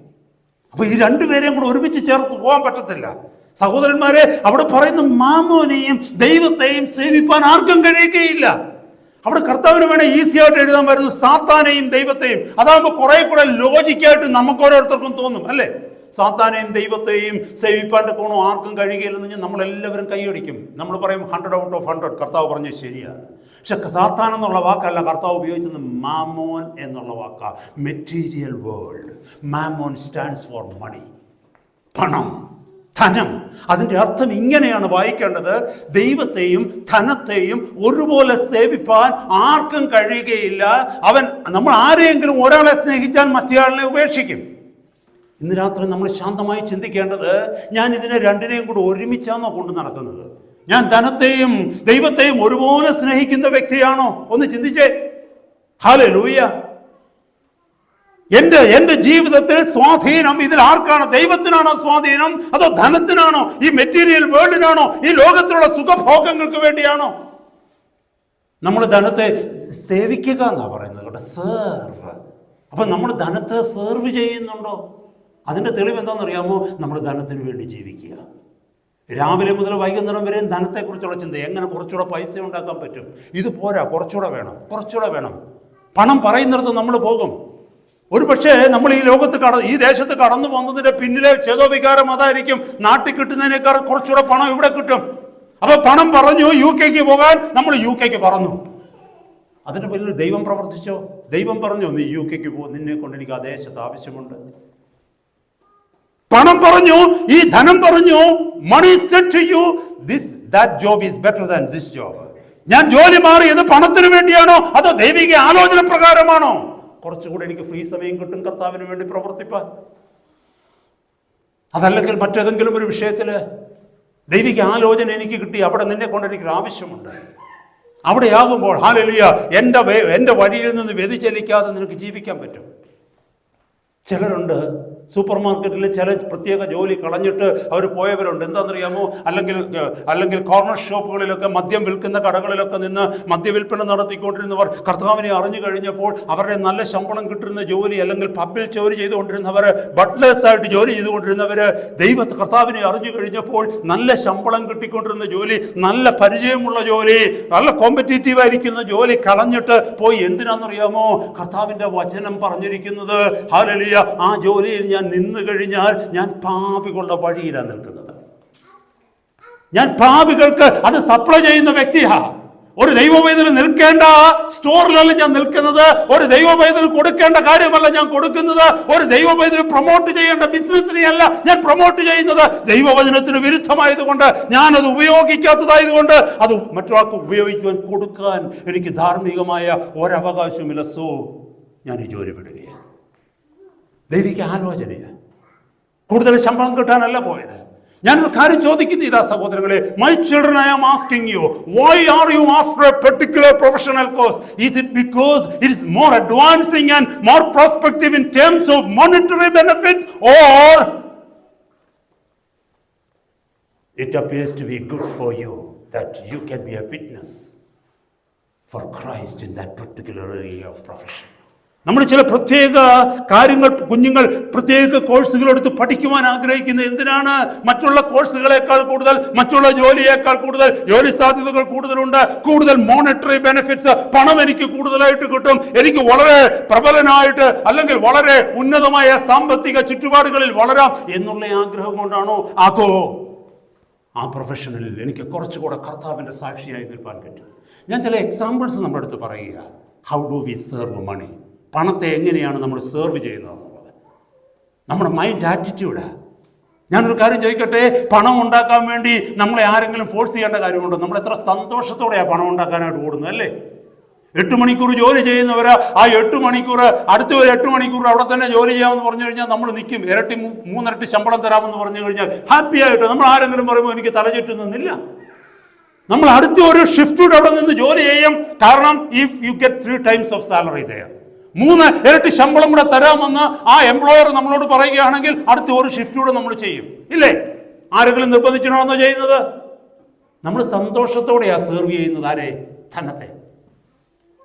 ചിന്തിച്ചു നോക്കിയേ. We are serving joyfully that master who? Mammon. മാമോനെ സെർവ് ചെയ്യുന്നത് എല്ലാവരും സന്തോഷത്തോടെയാ. ഒരു ഷോപ്പ് കീപ്പറിനെ നോക്കിക്കേ, രാവിലെ 6 മണിക്ക് കട തുടങ്ങിയാൽ കട അടയ്ക്കാൻ പുള്ളിക്ക് മനസ്സില്ല. കാരണം എന്താണെന്നറിയാമോ? കസ്റ്റമേഴ്സ് വന്നുകൊണ്ടിരിക്കുക അല്ലേ? രാത്രി 11 മണിയായാലും കട അടയ്ക്കത്തില്ല. നമ്മളൊന്ന് ചോദിച്ചു നോക്കിയാൽ, എന്താ ഷോപ്പ് കീപ്പറെ, വീട്ടിൽ പോകണ്ടായോ, ഉറങ്ങണ്ടായോ, ഉച്ചയ്ക്ക് വല്ലതും കഴിച്ചു? ഓ, കഴിക്കാൻ പറ്റിയില്ലെന്ന്, ഭയങ്കര തിരക്കായിരുന്നു കടയിൽ. ഭക്ഷണം പോലും മാറ്റി വെച്ചിട്ട് ഹി ഈസ് സെർവിങ് മാമോൻ. പണത്തെ അവൻ സെർവ് ചെയ്യുക അല്ലേ? ഞാനൊരു കാര്യം ചോദിക്കട്ടെ, നമ്മുടെ ലജ്ജയ്ക്കായിട്ട് ഒരു വിശ്വാസി നിന്റെ ലജ്ജയ്ക്കായി ചോദിക്കുക, നീ സന്തോഷത്തോടെ മാമോനെ സെർവ് ചെയ്യുന്നുവെങ്കിൽ നിനക്ക് വേണ്ടി രക്തം തന്ന് നിന്നെ വീണ്ടെടുത്ത് നിത്യതയിൽ നിനക്ക് ഭവനം ഒരുക്കുന്ന, നിന്റെ സകല പാപങ്ങളെയും നിന്നോട് ക്ഷമിച്ച് നിനക്ക് വേണ്ടി കഷ്ടത അനുഭവിച്ച് നിന്നെ വീണ്ടെടുത്ത് നിന്റെ കർത്താവിനെ നീ സേവിക്കുന്നത് ആ സന്തോഷത്തോടെയാണ്. Hallelujah. Christ became the center of Paul's life. പൗലോസിന്റെ ജീവിതത്തിന്റെ കേന്ദ്ര ബിന്ദുവായി ക്രിസ്തു മാറി. എന്റെയും നിങ്ങളുടെയും ജീവിതത്തിന്റെ കേന്ദ്ര ബിന്ദുവായി ക്രിസ്തു മാറിയാൽ, യേശു മാറിയാൽ, പൗലോസിന്റെ ജീവിത വിജയം പോലെ എന്റെയും നിങ്ങളുടെയും ജീവിതം വിജയിക്കും. ഹല്ലേലൂയ. Praise God. കർത്താവിന് വേണ്ടി എത്രമാത്രം നിന്ദയും പരിഹാസവും കഷ്ടതയുമാണ് പൗലോസ് അനുഭവിച്ചത്. 2 കൊരിന്ത്യർ 11-ാം അധ്യായത്തിൽ നമുക്കിതൊന്ന് കാണുവാനായിട്ട് കഴിയും. ഞാൻ പെട്ടെന്ന് ആ വാക്യങ്ങളൊന്ന് വായിക്കണം. ഇതൊക്കെ നമുക്ക് വായിക്കാതെ പോകാൻ പറ്റത്തില്ല. നമ്മളെല്ലാവരും പറയും പൗലോസ് അനുഗ്രഹിക്കപ്പെട്ട ഒരു ദൈവദാസനായിരുന്നു, എനിക്ക് പൗലോസിനെ പോലെ ആകാനുള്ള ആഗ്രഹമുണ്ട് എന്നൊക്കെ നമ്മൾ പറയുമ്പോൾ, പൗലോസ് എന്തായിരുന്നു, എങ്ങനെയായിരുന്നു, അവൻ്റെ ജീവിതത്തിൻ്റെ ലക്ഷ്യം എന്തായിരുന്നു എന്നുള്ളത് മനസ്സിലാക്കുവാൻ തക്കവണ്ണം നമുക്ക് പലർക്കും കഴിയത്തില്ല. ആ വില കൊടുക്കുവാൻ നമുക്ക് തയ്യാറല്ല. Praise the Lord. ഇന്ന് ആ വാക്യങ്ങളൊന്ന് വായിച്ച് കേൾപ്പിക്കാമല്ലോ. പ്രൈസ് 23 മുതൽ 2 കൊരിന്ത്യർ 11-ാം അധ്യായം 23 മുതൽ താഴേക്കുള്ള വാക്യങ്ങൾ 28-ാമത്തെ വാക്യം വരെ. ക്രിസ്തുവിൻ്റെ ശുശ്രൂഷക്കാരോ ഞാൻ ബുദ്ധിപൂർവമായി പറയുന്നു, ഞാൻ ഏറ്റു. കാരണം എന്താണെന്നറിയാമോ? പൗലോസിന്റെ ഐഡന്റിറ്റിയെ, പൗലോസിന്റെ അപ്പോസ്തലത്വത്തെ ചോദ്യം ചെയ്ത് ദൈവസഭയ്ക്കകത്ത് തന്നെ പലരും, ഇവൻ ആ 12 പേരുടെ കൂട്ടത്തിൽ ഉണ്ടായിരുന്ന ആളല്ലല്ലോ, ഇവൻ പിന്നെ അങ്ങനെ അപ്പോസ്തലൻ എന്ന് വിളിക്കപ്പെടുന്നത്? യേശു തെരഞ്ഞെടുത്ത 12 ശിഷ്യന്മാരുടെ കൂട്ടത്തിലുള്ള ആളല്ലല്ലോ ഇദ്ദേഹം. പിന്നെ അങ്ങനെ ഇദ്ദേഹം പറഞ്ഞുകൊണ്ട് നടക്കുന്ന അപ്പോസ്തലൻ എന്ന്? അത് മാത്രമല്ല, നമ്മൾ ചിന്തിച്ചു നോക്കണം. ഹല്ലേലൂയ. ഒറ്റയ്ക്കൊരു വ്യക്തി ഒരു പുതിയ വിശ്വാസത്തിന് വേണ്ടി, കൃപയെക്കുറിച്ചുള്ള സുവിശേഷത്തിന് വേണ്ടി, ജാതികളോട് സുവിശേഷം പറയുവാൻ കോണം ഒരൊറ്റ വ്യക്തി കർത്താവിന്റെ ആലോചനയ്ക്ക് കീഴ്പ്പെട്ടു. മറ്റ് അപ്പോസ്തലന്മാർ ഒന്നും അനുകൂലമാകാതെ വന്നപ്പോൾ തനിക്ക് ലഭിച്ചിരിക്കുന്ന അഗ്രിപ്പ രാജാവിനോട്, അപ്പോസ്തല പ്രവൃത്തി 26-ാം അധ്യായത്തിൽ അഗ്രിപ്പ രാജാവിനോട് പൗലോസ് പറയുന്നുണ്ട്, I was not disobedient to heavenly vision. സ്വർഗീയ ദർശനത്തിന് ഞാൻ അനുസരണക്കേട് കാണിച്ചില്ല. ഒറ്റയ്ക്ക്, മറ്റൊരു അപ്പോസ്തലന്മാരും കൂടെയില്ല. അതുവരെ മറഞ്ഞിരുന്ന ഒരു മർമ്മം തനിക്ക് വെളിപ്പെടുത്തി കിട്ടി. എന്തെന്നറിയാമോ? ക്രിസ്തു വന്നത് ലോകത്തിന്റെ രക്ഷയ്ക്ക് വേണ്ടിയാണ്, യഹൂദന്മാരുടെ മാത്രം രക്ഷയ്ക്ക് വേണ്ടിയല്ലെന്ന്. അത് ഒറ്റയ്ക്ക് അനുഭവിച്ചുകൊണ്ട് താൻ ഇറങ്ങിയപ്പോൾ ദൈവസഭയ്ക്കകത്തുള്ളവർ പോലും അദ്ദേഹത്തിനെതിരായി വന്നു. പലരും ചോദ്യം ചെയ്തു അപ്പോസ്തലത്വത്തെ, തന്റെ അപ്പോസ്റ്റൽഷിപ്പിനെ ക്വസ്റ്റ്യൻ ചെയ്തു. ഹല്ലേലൂയ. താൻ എഴുതിയിരിക്കുന്നത് നോക്കിക്കേ. ഹല്ലേലൂയ. ഞാൻ ഏറ്റവും അധികം അധ്വാനിച്ചു, അധികം പ്രാവശ്യം തടവിലായി, അനവധി അടികൊണ്ടു, പലപ്പോഴും പ്രാണഭയത്തിലായി. യഹൂദരാൽ ഞാൻ 1 കുറയെ 40 അടി 5 വട്ടം കൊണ്ടത് എന്ന് പറഞ്ഞാൽ 39 അടി. ഏറ്റവും വലിയ ക്രിമിനലിനെ അടുത്ത സ്റ്റെപ്പ് എന്ന് പറയുന്നത് കൊല്ലുക എന്നുള്ളതാണ്. ബിഫോർ കില്ലിങ്, അതായത് ഒരു കുറ്റത്തിൽ പിടിച്ചു കഴിഞ്ഞാൽ വധശിക്ഷ കൊടുക്കുക. അതാണ് അൾട്ടിമേറ്റ് ക്യാപിറ്റൽ പണിഷ്മെന്റ്. അതാണ്. അപ്പോൾ വധശിക്ഷ കൊടുക്കത്തില്ല. അതിന്റെ തൊട്ടടുത്ത ശിക്ഷ എന്ന് പറയുന്നാൽ അന്നത്തെ കാലത്ത് 39 അടിയാണ്. 39 whips, 39 അടി. അപ്പോസ്തലൻ പറയും 5 പ്രാവശ്യം എന്നെ അവർ പിടിച്ചിട്ട് 39 അടി വീതം അടിച്ചത്. ഹല്ലേലൂയ. ഒന്ന് ആലോചിച്ച് നോക്കി ദൈവമക്കളെ, ഇവിടെ എഴുതിയിരിക്കുന്നു, ഹല്ലേലൂയ, യഹൂദരാൽ ഞാൻ 1 കുറയെ 40 അടി 5 വട്ടം കൊണ്ടു, 3 വട്ടം കോലിനാൽ അടി കൊണ്ടു, ഒരിക്കൽ കല്ലേറ് കൊണ്ടു, 3 വട്ടം കപ്പൽ ഛേദത്തിൽ അകപ്പെട്ടു, ഒരു രാപകൽ വെള്ളത്തിൽ കഴിച്ചു. വെള്ളത്തിൽ കഴിച്ചെന്ന്. He was out in the ocean for the whole day. ഞാൻ പലപ്പോഴും യാത്ര ചെയ്തു. നദികളിലെ ആപത്ത്, കള്ളന്മാരാലുള്ള ആപത്ത്, സ്വജനത്താലുള്ള ആപത്ത്, ഇതെല്ലാം ക്രിസ്തുവിന് വേണ്ടിയാണെന്ന് ഓർക്കണം. ജാതികളാലുള്ള ആപത്ത്, പട്ടണത്തിലെ ആപത്ത്, കാട്ടിലെ ആപത്ത്, കടലിലെ ആപത്ത്, കള്ള സഹോദരന്മാരാലുള്ള ആപത്ത്, അധ്വാനം, പ്രയാസം, പലവട്ടം ഉറക്കളപ്പ്, പൈതാഹം, പലവട്ടം പട്ടിണി, ശീതം, നഗ്നത എന്നീ അസാധാരണ സംഗതികൾ ഭവിച്ചത് കൂടാതെ എനിക്ക് ദിവസേന സർവ്വസഭകളെ കുറിച്ച് ഉള്ള ചിന്താഭാരം എന്ന തിരക്കുമുണ്ട്. ഒരു അപ്പോസ്തലന് ഹല്ലേലൂയ താൻ കടന്നുപോയ വഴിയെക്കുറിച്ചാണ് ചിന്തിച്ചത്. Why? Because he made Christ to be the centre of his life. താൻ ജീവിക്കുന്നത് ക്രിസ്തുവിന് വേണ്ടി മാത്രമാണ്. ഹല്ലേലൂയ. അപ്പോൾ ഇതൊക്കെയും താൻ സന്തോഷത്തോടെ അനുഭവിച്ചു, കർത്താവിന് വേണ്ടി അനുഭവിച്ചു. എന്നെ കേൾക്കുന്ന ദൈവ പൈതലേ, ഇന്നത്തെ രാത്രി നമ്മളൊന്ന് സ്വയം ചിന്തിക്കേണ്ടത്, ഞാൻ കർത്താവിന് വേണ്ടി എന്ത് അനുഭവിക്കുന്നുണ്ട്?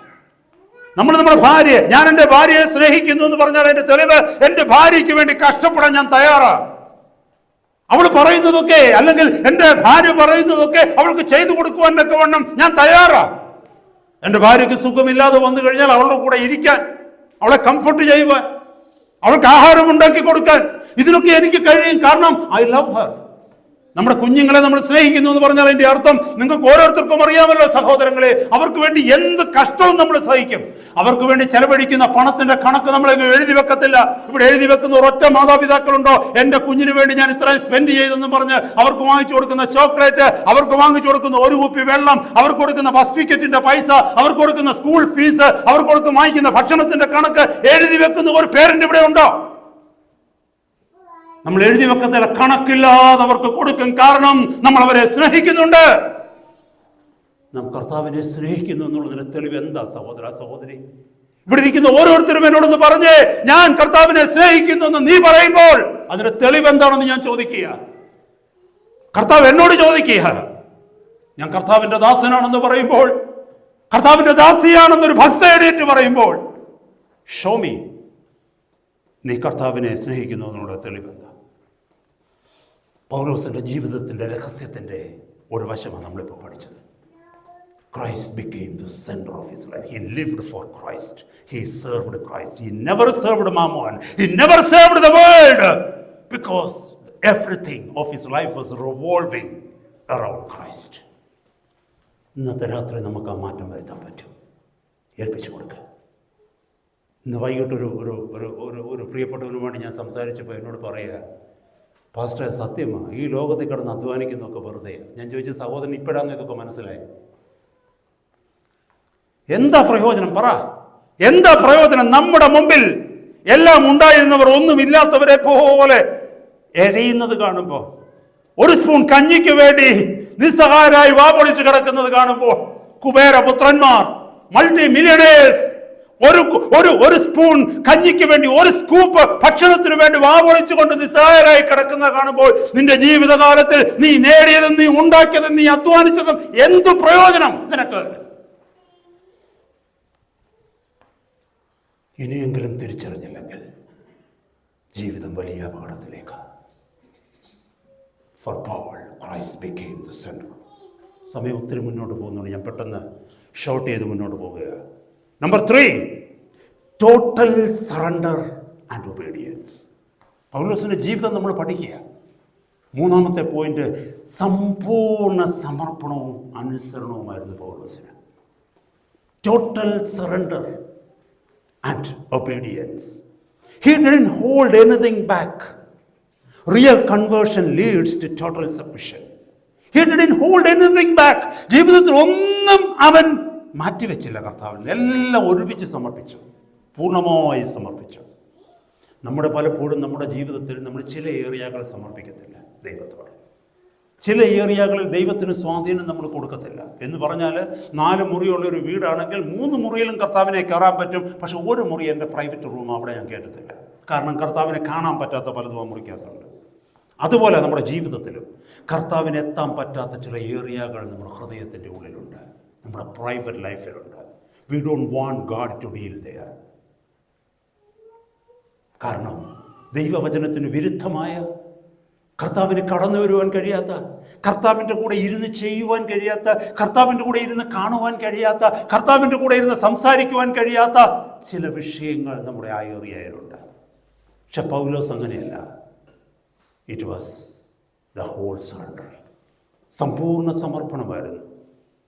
Real conversion leads to total submission. Hallelujah. And his life was complete in complete obedience to the Holy Spirit's dealings and guidance and leadings.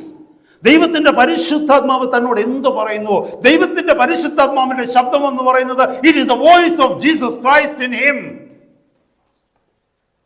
കർത്താവിൻ്റെ പരിശുദ്ധാത്മാവ് തന്നോട് എന്ത് പറയുന്നുവോ തിരിച്ചൊന്നും ചോദിക്കാതെ അത് തന്നെ അനുസരിക്കുന്നവനായിരുന്നു പൗലോസ്. നമ്മളോട് കർത്താവിൻ്റെ പരിശുദ്ധാത്മാവ് എന്തെല്ലാം പറയുന്നുണ്ട്, നമ്മൾ തിരിച്ച് പരിശുദ്ധാത്മാവിനെ പഠിപ്പിക്കാൻ ശ്രമിക്കും നമ്മളല്ലേ? നമ്മൾ ചിന്തിക്കത്തില്ലേ? നമ്മൾ കർത്താവിനോട് അങ്ങോട്ട് ആലോചന പറഞ്ഞു കൊടുക്കും അല്ലേ? No wonder we suffer. മുമ്പ് ആദ്യം കേട്ടതുപോലെ എങ്ങനെ ജീവിക്കണമെന്ന് കാണിച്ചു തരുന്ന പുസ്തകമായി ഇത് പറഞ്ഞിരിക്കുന്ന പോലെ കാണിച്ചെങ്കിൽ മാത്രമേ. നമ്മുടെ ഫ്യൂച്ചർ എന്ന് പറയുന്നത് അൺസർട്ടനാ. അറിയാൻ പറ്റാത്ത ഒരു സ്ഥലത്ത് നമ്മൾ കടന്നു പോകുമ്പോൾ GPS ഉപയോഗിക്കുന്നത് പോലെ, when you are traveling to an unknown place, you use GPS for guidance. Aren't you? Yes, we do. GPS പറയുന്നത് പോലെ നമ്മൾ വണ്ടി ഓടിക്കും. ലെഫ്റ്റ് എന്ന് പറഞ്ഞാൽ നമ്മൾ ആരും വണ്ടിക്കകത്തിരുന്ന് പറയത്തില്ല, നീ ചുമ്മാ ലെഫ്റ്റ് എന്ന് പറയാൻ ഞാൻ റൈറ്റ് എടുക്കാൻ പോവാന്ന്. നമ്മൾ അഥവാ റൈറ്റ് എടുത്താൽ വീണ്ടും ഇതിരുന്ന് പറഞ്ഞുകൊണ്ടിരിക്കും, ടേൺ ലെഫ്റ്റ് പ്ലീസ് ഒന്നും പറയത്തില്ല അല്ലേ? നമ്മൾ GPS പറഞ്ഞത് കേൾക്കാതെ പോയി കഴിഞ്ഞാൽ അത് വീണ്ടും പറഞ്ഞുകൊണ്ടിരിക്കും, take A U-turn and come back to the same place. അത് പറഞ്ഞുകൊണ്ടിരിക്കും. അതുപോലെയുള്ള GPS ആ ദൈവത്തിൻ്റെ തിരുവചനം, നിന്റെ ഫ്യൂച്ചറിലേക്കുള്ള GPS. നാളെ എങ്ങനെയാണെന്ന് എനിക്ക് ജീവിതത്തെക്കുറിച്ച് അറിയാൻ പറ്റുമോ? ഇല്ല. അടുത്ത വർഷം ഈ സമയത്ത് ഞാൻ എവിടെയാ അറിയാൻ പറ്റത്തില്ല. തീരുമാനങ്ങൾ എടുക്കേണ്ടത് എങ്ങനെയെന്ന് എനിക്ക് അറിയത്തില്ല. എന്ത് ചെയ്യണം എന്ത് ചെയ്യരുതെന്ന് എനിക്ക് അറിയുകയില്ല. രണ്ട് ഓപ്ഷൻ എനിക്കുണ്ട്. ഒന്നുകിൽ എൻ്റെ ചിന്താഗതിക്ക് അനുസരിച്ച് ഞാൻ പോകാൻ പറ്റും, അല്ലെങ്കിൽ ദൈവത്തിൻ്റെ ആലോചനയ്ക്ക് അനുസരിച്ച് പോകാൻ പറ്റും. ദൈവത്തിൻ്റെ ആലോചന, ദൈവത്തിൻ്റെ തിരുവചനം. This is A GPS for your life and mind. എൻ്റെയും നിങ്ങളുടെയും ജീവിതത്തിൻ്റെ നാവിഗേറ്ററാണ് ദൈവത്തിൻ്റെ തിരുവചനം. ദൈവത്തിൻ്റെ തിരുവചനം പറയുന്നത് പോലെ ഞാനും നിങ്ങളും പോയാൽ കറക്റ്റ് സ്ഥലത്ത് എത്തേണ്ട സമയത്ത് നമ്മളെത്തും. അതല്ലെന്നുണ്ടെങ്കിൽ ഒരുപാട് കുറുക്ക് വഴികളിലൂടെ പോയി മിസ്റ്റേക്ക് വന്ന് സമയവും നഷ്ടപ്പെടുത്തും, പെട്രോളും നഷ്ടപ്പെടുത്തും, ഡീസലും നഷ്ടപ്പെടുത്തും, ടയേർഡും നഷ്ടപ്പെടുത്തും. നമ്മൾ വഴിതെറ്റുമ്പോൾ പറയത്തില്ലേ, ശോ ദൈവഭയമില്ലാത്തൊരു കേസ് ചെയ്യും അല്ലേ വഴി തെറ്റിപ്പോയി കഴിഞ്ഞാൽ അല്ലേ? അടുത്തിരിക്കുന്നവരോടെല്ലാം ബഹളം ഉണ്ടാക്കും, വണ്ടിക്കകത്തിരിക്കുന്നവരോടെല്ലാം. എന്താ? ഇത് തന്നെ നമ്മുടെ പലരുടെയും ജീവിതത്തിൽ സംഭവിക്കുന്നത്. Hallelujah. True obedience does not stop when the path gets harder. നമുക്കൊരു അനുസരണ കിട്ടുകയാണെങ്കിൽ, നമ്മൾ കർത്താവിനെ അനുസരിച്ച് പോവുകയാണെങ്കിൽ, even if the path gets harder, we will never stop. ദൈവത്തിൻ്റെ ആലോചന അനുസരിച്ച് പോകുന്ന ഒരു വ്യക്തി ആ പാതയിൽ കഠിനത വരുമ്പോൾ, ജീവിതയാത്രയിൽ കഠിനത വരുമ്പോൾ, വഴിയിൽ കഠിനത വരുമ്പോഴും അവിടെ നിർത്തത്തില്ല. നമ്മൾ ആരെങ്കിലും GPS പറയുന്നതനുസരിച്ച്, നാവിഗേറ്റർ അനുസരിച്ച് പറയുന്നതനുസരിച്ച് വണ്ടി ഓടിച്ചു പോകുമ്പോൾ ഒരു കയറ്റം കണ്ടെന്ന് വെച്ചോ, നമ്മൾ ആരെങ്കിലും പറയുമോ ഈ കയറ്റത്തിലൂടെ ഞാൻ കയറുന്നില്ല തിരിച്ചു പോകുന്നില്ല? നമ്മൾ വണ്ടിക്കകത്തിരിക്കുന്നവരുടെ ഏതായാലും നാവിഗേറ്റർ പറയുന്നതല്ലേ നമുക്ക് ഈ വഴിയെ കൂടെ തന്നെ കയറിപ്പോൾ. എനിക്ക് എത്രയോ അബദ്ധങ്ങൾ പറ്റിയിട്ടുണ്ട്. ചില വീടുകളിലൊക്കെ പോകുന്നുണ്ടേ, ചിലപ്പോൾ ഈ ഫാമിനകത്തൂടൊക്കെ കയറ്റിക്കൊണ്ട് പോകും, ഈ ചെറിയ വാലി റോഡിനകത്തൂടെ കയറിക്കൊണ്ട് പോകും. അപ്പോൾ എൻ്റെ കൂടിരിക്കുന്നവരും എൻ്റെ വൈഫായിരിക്കും പറയുന്നത്, അല്ല മറ്റാരെങ്കിലും പറയും ഇതാണോ വഴി തെറ്റിപ്പോയോ? അപ്പോൾ ഞാൻ പറയും ഏതായാലും GPS പറയുന്നതല്ലേ, നാവിഗേറ്റർ പറയുന്ന വഴിയാണ്, നമ്മൾക്ക് ഇതിനെ കൂടെ തന്നെ പോകാം. നിങ്ങൾക്ക് ഉണ്ടായിട്ടുണ്ടോ ഈ അനുഭവം? അതാ ഇത് പറഞ്ഞത്. If we are obedient to God's word, even if the path gets harder, we will never stop there. We will continue walking because we know it is God's word guiding us. ദൈവത്തിൻ്റെ തിരുവചനമാണ് എന്നെ നയിക്കുന്നത്, ദൈവത്തിൻ്റെ ആലോചനയാണ് എന്നെ നയിക്കുന്നത്. ഞാൻ correct സ്ഥലത്ത് എത്തുക തന്നെ ചെയ്യും. My children, this is a word of encouragement to you. നിങ്ങളുടെ ജീവിതം, your whole future is unknown. Your future is dark. You don't know what is going to happen in your life in a few years' time. But if you have the habit of listening to God's word and listening to the counsel of God, you will never ever be ashamed. You will never ever be ashamed. Hallelujah. It pursues on even when others don't understand. മറ്റാർക്കും മനസ്സിലാകത്തില്ലായിരിക്കാം നിന്റെ ജീവിതം കണ്ടാൽ. നീ പോകുന്ന വഴി കണ്ടാൽ ആർക്കും മനസ്സിലാകത്തില്ല. നീ എടുക്കുന്ന തീരുമാനങ്ങൾ മറ്റുള്ളവർക്ക് മനസ്സിലാകുന്നതല്ല. പക്ഷേ നീ ശബ്ദം കേട്ട് പോയിക്കൊണ്ടിരിക്കുന്ന ആളാണ്. You know this antenna is up all the time receiving from God's counsel. മറ്റാർക്കും അത് മീനിങ്ഫുൾ ആയിട്ട് തോന്നിയില്ലെങ്കിലും you will never stop. You will still continue because you are getting it from him. Hallelujah. അതല്ലേ മറ്റു പലരും നമ്മുടെ മുമ്പിൽ നോക്കി ചിരിക്കത്തില്ലേ, ഇവൻ ഫൂളാന്ന് പറയത്തില്ലേ? പക്ഷെ നമ്മൾ ആരെങ്കിലും പതറാറുണ്ടോ? പതറാതിരിക്കാനുള്ള കൃപയ്ക്കാണ് ഞാൻ എപ്പോഴും ചോദിക്കുന്നത് ദൈവത്തോട്. മറ്റാരും ഫൂളെന്ന് വേണേൽ വിളിച്ചോട്ടെ, പക്ഷേ എനിക്കറിയാം ആരുടെ ശബ്ദം കേട്ടാൽ ഞാൻ മുന്നോട്ട് പോകുന്നത്. So are you as well. നിങ്ങളും അങ്ങനെയാ. ഹല്ലേലൂയ. കർത്താവിൻ്റെ ശബ്ദം കേട്ട് നമുക്ക് മുന്നോട്ട് പോകാം. അതുകൊണ്ട് അപ്പോസ്തലൻ റോമാലേഖനം 12-ാം അധ്യായം 1-2 വാക്യങ്ങളിൽ പറയുന്ന, സഹോദരന്മാരെ, ഞാൻ ദൈവത്തിൻ്റെ മനസ്സലിവ് ഓർമ്മിപ്പിച്ച് നിങ്ങളെ പ്രബോധിപ്പിക്കുന്നത് നിങ്ങൾ ബുദ്ധിയുള്ള ആരാധനയായി നിങ്ങളുടെ ശരീരങ്ങളെ ജീവനും വിശുദ്ധിയും ദൈവത്തിന് പ്രസാദവുമുള്ള യാഗമായി സമർപ്പിപ്പിൻ എന്ന് പറഞ്ഞാൽ, ഞാൻ സമ്പൂർണ്ണമായി സമർപ്പിച്ചതുപോലെ നിങ്ങളും സമ്പൂർണ്ണമായി സമർപ്പിപ്പിൻ. 2-ാമത്തെ വാക്യത്തിൽ പറയുന്നു, ഈ ലോകത്തിന് അനുരൂപമാകാതെ നന്മയും പ്രസാദവും പൂർണ്ണതയുമുള്ള ദൈവഹിതം എന്നതെന്ന് തിരിച്ചറിയേണ്ടതിന് മനസ്സ് പുതുക്കി രൂപാന്തരപ്പെടുവിൻ. അപ്പോസ്തലൻ തന്റെ ജീവിതത്തിന്റെ അനുഭവത്തിലൂടെ നമ്മളോട് പറയുന്നത്, ഞാൻ സമ്പൂർണ്ണമായി സമർപ്പിച്ചതുപോലെ നിങ്ങളും സമ്പൂർണ്ണമായി സമർപ്പിച്ചാൽ നിങ്ങളെ തേണ്ടടുത്ത് കർത്താവ് നിങ്ങളെ എത്തിക്കും. ഹല്ലേലൂയ. ഈ അപ്പോസ്തലന് തന്റെ കുറവുകളെ കുറിച്ച് ബോധ്യമുണ്ട്. 1 കൊരിന്ത്യർ 9-ാം അധ്യായത്തിൽ 27-ാമത്തെ വാക്യത്തിൽ 9-ാം അധ്യായത്തിൽ അവസാനത്തെ വാക്യത്തിൽ പറയുന്നു, മറ്റുള്ളവരോട് പ്രസംഗിച്ച ശേഷം ഞാൻ തന്നെ കൊള്ളരുതാത്തവനായി തീരാതിരിപ്പാൻ എൻ്റെ ശരീരത്തെ ദണ്ഡിപ്പിച്ച് അടിമയാക്കിയത്രേ. I am bringing my body into subjection that after having preached to others I myself may become a castaway. മറ്റുള്ളവരോട് പ്രസംഗിച്ച ശേഷം ഞാൻ അവിടെ എത്താതെ ഇരിക്കുവാനുള്ള സാഹചര്യം ഉണ്ടാകാതിരിക്കാൻ ഞാൻ എൻ്റെ ശരീരത്തെ എന്ന് പറഞ്ഞാൽ ശരീരത്തിൻ്റെ മോഹങ്ങൾ എന്നതിൻ്റെ അർത്ഥം, the passions of my body, my carnal desires, എൻ്റെ ജഡീക മോഹങ്ങളെ, എൻ്റെ ജഡത്തിൻ്റെ മോഹത്തെ ഒക്കെയും ഞാൻ ക്രിസ്തുവിലേക്ക് കൊണ്ടുവന്ന് അതിനെ അടിമയാക്കി തീർക്കുക. I have control. My spirit has control over my flesh. എൻ്റെ ജഡത്തിൻ്റെ മേൽ എൻ്റെ ആത്മാവിന് നിയന്ത്രണമുണ്ട് പരിശുദ്ധാത്മാവിൻ്റെ ശക്തിയാൽ. ഞാൻ വേഗം മുന്നോട്ട് പോകട്ടെ. നമ്മൾ 3 കാര്യങ്ങളാണ് കേട്ടത്. ഏതൊക്കെ? ഹിസ് കൺവേർഷൻ വാസ് റാഡിക്കൽ, അല്ലേ? 1, റാഡിക്കൽ കൺവേർഷൻ, തൻ സമൂലമായ ഒരു പരിവർത്തനം, മാനസാന്തരം ഉണ്ടായി. 2, Christ became the centre of his life, ക്രിസ്തു അവൻ്റെ ജീവിതത്തിൻ്റെ കേന്ദ്ര ബിന്ദുവായിരുന്നു. 3, ടോട്ടൽ സറണ്ടർ ആൻഡ് ഒബീഡിയൻസ്, പൂർണ്ണമായ സമർപ്പണവും അനുസരണയും. കർത്താവ് എന്തു പറഞ്ഞാലും അത് ചോദ്യം ചെയ്യാതെ തന്നെ അനുസരിക്കുമായിരുന്നു. എന്നെ കേൾക്കുന്ന ദൈവമക്കളെ, നാം ദൈവവചനം കേൾക്കുമ്പോൾ, ദൈവത്തിൻ്റെ ആലോചന നമ്മൾ കേൾക്കുമ്പോൾ, കർത്താവിൻ്റെ ആത്മാവ് നമ്മുടെ ഉള്ളിലിരുന്നുകൊണ്ട് നമ്മുടെ ആത്മാവിനോട് പറയുക, ഇത് നിന്നോടാ സംസാരിക്കുന്നത്. അങ്ങനെ പറയുമ്പോൾ എന്നെ കേൾക്കുന്ന ദൈവമക്കളെ, സ്വർഗീയ ആലോചനയ്ക്ക് അനുസരണക്കേട് നമ്മൾ കാണിക്കരുത്. ഞാൻ മുമ്പേ പറഞ്ഞ പോലെ അപ്പോസ്തലപ്രവൃത്തി 26-ാം അധ്യായത്തിൽ അഗ്രിപ്പ രാജാവിനോട് പൗലോസ് പറയുന്നുണ്ട്, സ്വർഗത്തോട് ഞാൻ അനുസരണക്കേട് കാണിച്ചിട്ടില്ല. എന്ത് വില കൊടുക്കേണ്ടി വന്നാലും അതനുസരിപ്പാനായിട്ട് നിൽക്കണം. അടുത്തത് 4-ാമത്തേത് ഇറ്റേണൽ പെർസ്പെക്റ്റീവ്. താൻ ജീവിച്ചത് നിത്യതയെ ലക്ഷ്യമാക്കിയ, നിത്യതയായിരുന്നു തൻ്റെ വീക്ഷണം. ഈ ഭൂമിയിൽ താൻ ജീവിച്ചിരുന്നെങ്കിലും അവൻ്റെ നോട്ടം ഈ ഭൂമിക്ക് അപ്പുറത്തായിരുന്നു. നമ്മളെപ്പോലെ, നിങ്ങൾക്കറിയാമോ, മനുഷ്യന് മാത്രമേ മുകളിലേക്ക് ഇങ്ങനെ നോക്കാൻ പറ്റൂ. നമ്മൾ വിചാരിക്കും ജിറാഫിനൊക്കെ മുകളിലേക്ക് നോക്കാൻ പറ്റുന്നില്ല. മുകളിലേക്ക് നോക്കുക എന്ന് പറഞ്ഞാൽ ആ അർത്ഥത്തിൽ നോക്കുക. ചുമ്മാ അത് നായ്ക്കൾ ഓരിയിടാൻ നേരം അത് മുകളിലോട്ടാണ് നോക്കുന്നത്, കുറുക്കന്മാർ ഓരിയിടാൻ നേരം മുകളിലോട്ടാണ് നോക്കുന്നത്. ആ നോട്ടത്തെക്കുറിച്ചല്ല പറയുന്നത് ഞാൻ, രക്ഷകനിലേക്കുള്ള നോട്ടം. എന്തെങ്കിലും ഒരു വിഷയം വരുമ്പോൾ എൻ്റെ കർത്താവേ എന്ന് വിളിക്കുന്നത്. ഒരു നായ്ക്കളും മുകളിലോട്ട് നോക്കി എൻ്റെ കർത്താവേ എന്ന് വിളിക്കാറില്ല. വിളിക്കുമോ? ഇല്ല, ഒന്നും വിളിക്കാറില്ല.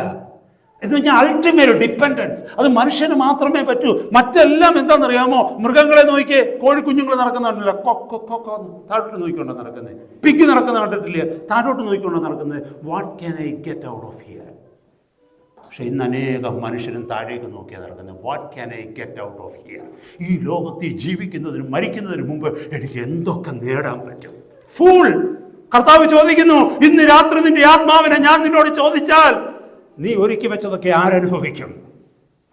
ഹല്ലേലൂയ! മരിക്കാൻ നമുക്ക് മനസ്സില്ല. എന്തിനാണെന്നറിയാമോ? എനിക്ക് കുറച്ചുകൂടെ നേടണ്ടായോ? ചിലർ പറഞ്ഞില്ല, ഇതുകൂടെ നേടിയിട്ട് അങ്ങ് മരിച്ചാൽ മതി. എന്തിനാ? വല്ലവർക്കും കൊടുക്കാനോ? എന്നെ കേൾക്കുന്ന ദൈവമക്കളെ, അതൊക്കെ ഒത്തിരി കാര്യങ്ങൾ പറയാനുള്ള ചിന്തകളും വരുന്നുണ്ട്. പക്ഷെ സമയമില്ലാത്തതുകൊണ്ട് ഞാനത് അവിടെ നിർത്തുകയാണ്. Never ever be earthly centred. ഭൗമികനായിട്ട് മാറരുത്. ഹല്ലേലൂയ. ഭൗമികനായ ഒരു വ്യക്തി മാറുന്ന മൃഗമായി മാറുന്നു എന്നാണ് എൻ്റെ അർത്ഥം. ലോകത്തിലുള്ളത് ചീഞ്ഞഴി കിടക്കുന്നതൊക്കെ അല്ലെ വിലയില്ലാത്തതൊക്കെ തപ്പിപ്പറക്കി എടുക്കുക. എന്നെ കേൾക്കുന്ന ദൈവമക്കളെ, യാചകരെ പോലാകരുത്. യാചകരുണ്ടല്ലോ, ഈ പൊട്ടിയ പാത്രങ്ങളോ അത് ഇതെല്ലാം കൂടെ എടുത്തിട്ട് എല്ലാം പറക്കി ആർക്കും വേണ്ടാത്തതൊക്കെ അവിടെ ഇവിടെയൊക്കെ ഇറക്കി. ഇപ്പോഴത്തെ യാചകരുടെ കാര്യമല്ല പറഞ്ഞു, ഇപ്പോഴത്തെ യാചകരൊക്കെ മില്യനേഴ്സാണ്. അവരുടെ കാര്യമല്ല, വർഷങ്ങൾക്ക് മുമ്പുള്ള യാചകർ, ബെഗേഴ്സ്.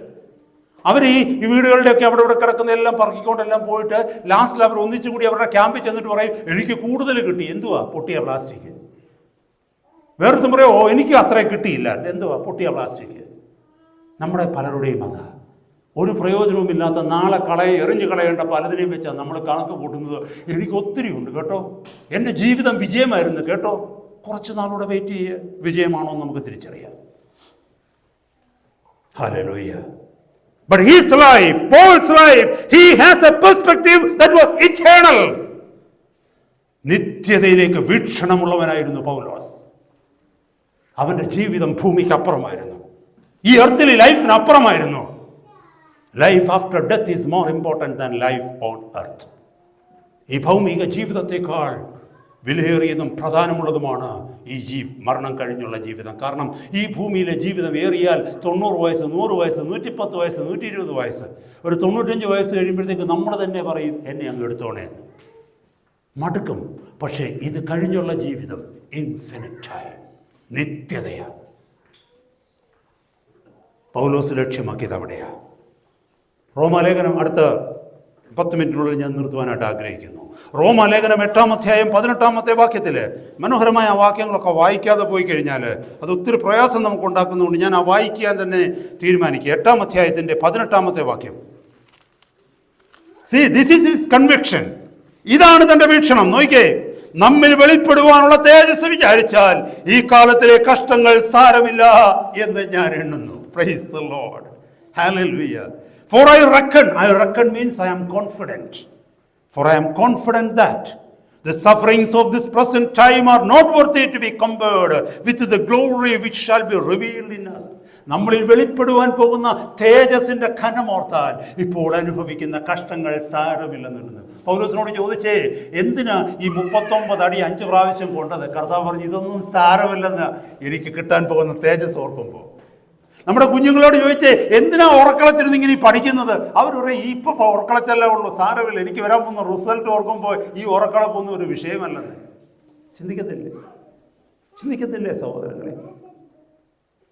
നമ്മൾ വെളിപ്പെടുവാനുള്ള തേജസ് വിചാരിച്ചാൽ ഇപ്പോൾ അനുഭവിക്കുന്ന കഷ്ടങ്ങൾ സാരമില്ല. 2 കൊരിന്ത്യരിൽ ഇതേപോലെ മനോഹരമായ ഒരു വാക്യം കൂടി എഴുതിയിരിക്കുന്നു. ഞാൻ അതൊന്ന് വായിച്ച് കേൾപ്പിക്കുക. ഇതൊക്കെ നമ്മൾ വല്ലപ്പോഴും കേൾക്കുകയും ധ്യാനിക്കുകയും ചെയ്യണം.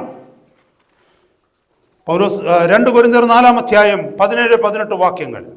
നൊടി നേരത്തേക്കുള്ള ഞങ്ങളുടെ ലഘുവായ കഷ്ടം അത്യന്തം അനവധിയായി തേജസ്സിന് നിത്യഗനം ഞങ്ങൾക്ക് കിട്ടുവാൻ ഹേതുവാകുന്നു. കാണുന്നതിനെയല്ല, കാണാത്തതിനെ എത്രയോ ഞങ്ങൾ നോക്കിക്കൊണ്ടിരിക്കുന്നു. കാണുന്നത് താൽക്കാലികം, കാണാത്തതോ നിത്യം. നമ്മളൊക്കെ കാണുന്നതിനെ നോക്കി ജീവിക്കുമ്പോൾ, ഈ ലോകം കാണുന്നതിനെ നോക്കി ജീവിക്കുമ്പോൾ, ഇവിടെ ഇതാ ഒരു ഭക്തൻ പറയുന്നു, കാണുന്നത് താൽക്കാലികമാണ്, കാണാത്തത് നിത്യമാണ്. ഞാൻ കാണാത്തതിനു വേണ്ടി ജീവിക്കുന്നു. അതുകൊണ്ട് ആ ഭക്തന്മാർ കഷ്ടം അനുഭവിച്ചത് കർത്താവിന് വേണ്ടി. അതുകൊണ്ട് ആ ഭക്തന്മാർ തങ്ങൾക്കുള്ളതൊക്കെ വേണ്ടെന്ന് വെച്ച് കർത്താവിന്റെ വിളിക്കിറങ്ങിയത്. അതുകൊണ്ടാണ് ഭക്തന്മാര് തങ്ങൾക്കുള്ളതൊക്കെയും വിട്ട് രക്തസാക്ഷികളാകുവാൻ സുവിശേഷത്തിന് വേണ്ടി ഇറങ്ങിത്തിരിച്ചത്. കാരണം അവർക്കറിയാം, കാണുന്നത് താൽക്കാലികമാ. ഈ ലോകം നിനക്ക് തരുന്ന കിരീടങ്ങളൊക്കെ ഒരു നാളിൽ ഈ ലോകം തിരിച്ചു വാങ്ങിക്കും. ഒന്നുമില്ലാത്തവനായി ഒരു കുഴിയിൽ ആരുടെ മണ്ണിനകത്ത് ഒതുങ്ങേണ്ടവനാണ് എത്ര പ്രബലനായ ചക്രവർത്തിയായാലും ഈ ഭൂമിയിൽ. ഈ ലോകം കൊടുത്ത കിരീടങ്ങളൊക്കെ അവര് തന്നെ അഴിച്ചു മാറ്റും. ഈ ലോകം നിന്റെ കയ്യിലിട്ട മോതിരമുണ്ടല്ലോ, ശവക്കുഴിയിലേക്ക് പോകുമ്പോൾ ഒരുത്തരും ആ മോതിരം പോലും തന്നുവിടത്തില്ല നിനക്ക്. കയ്യിൽ കിടക്കുന്ന കുണുക്കില്ലയോ കാതെ കിടക്കുന്നത്? കാതെ കിടക്കുന്ന കുണുക്ക് പോലും അവർ അരിച്ചു മാറ്റും. ഒന്നുമില്ലാത്തവനായി ഒന്നുമില്ലാത്തവളായി നീ അവിടെ ഒടുങ്ങുമ്പോൾ ഈ ലോകം തന്ന ക്രെഡൻഷ്യൽസ് ഒക്കെ, നിന്റെ സർട്ടിഫിക്കറ്റുകളൊക്കെ ഇല്ലേ, ഈ ലോകം വിട്ടു കഴിഞ്ഞാൽ എത്ര നാളാ സർട്ടിഫിക്കറ്റ് ഒക്കെ ഇവിടെ കാണും. പിള്ളേർ വെളിയിലിട്ട് കളിച്ചുകൊണ്ട് നടക്കുന്ന കാണാൻ പറ്റും. കുറെ കാലം കഴിയുമ്പോൾ എല്ലാം ഈ ലോകം തിരിച്ചു വാങ്ങിക്കും. അപ്പോസ്തലനായ പൗലോസ് പറയുക, കാണുന്നത് താൽക്കാലികമാണ്, കാണാത്തത് നിത്യമാണ്, ഞാൻ അതിനുവേണ്ടി ജീവിക്കുന്നു. My brother, my sister, if you are not fooled, follow him.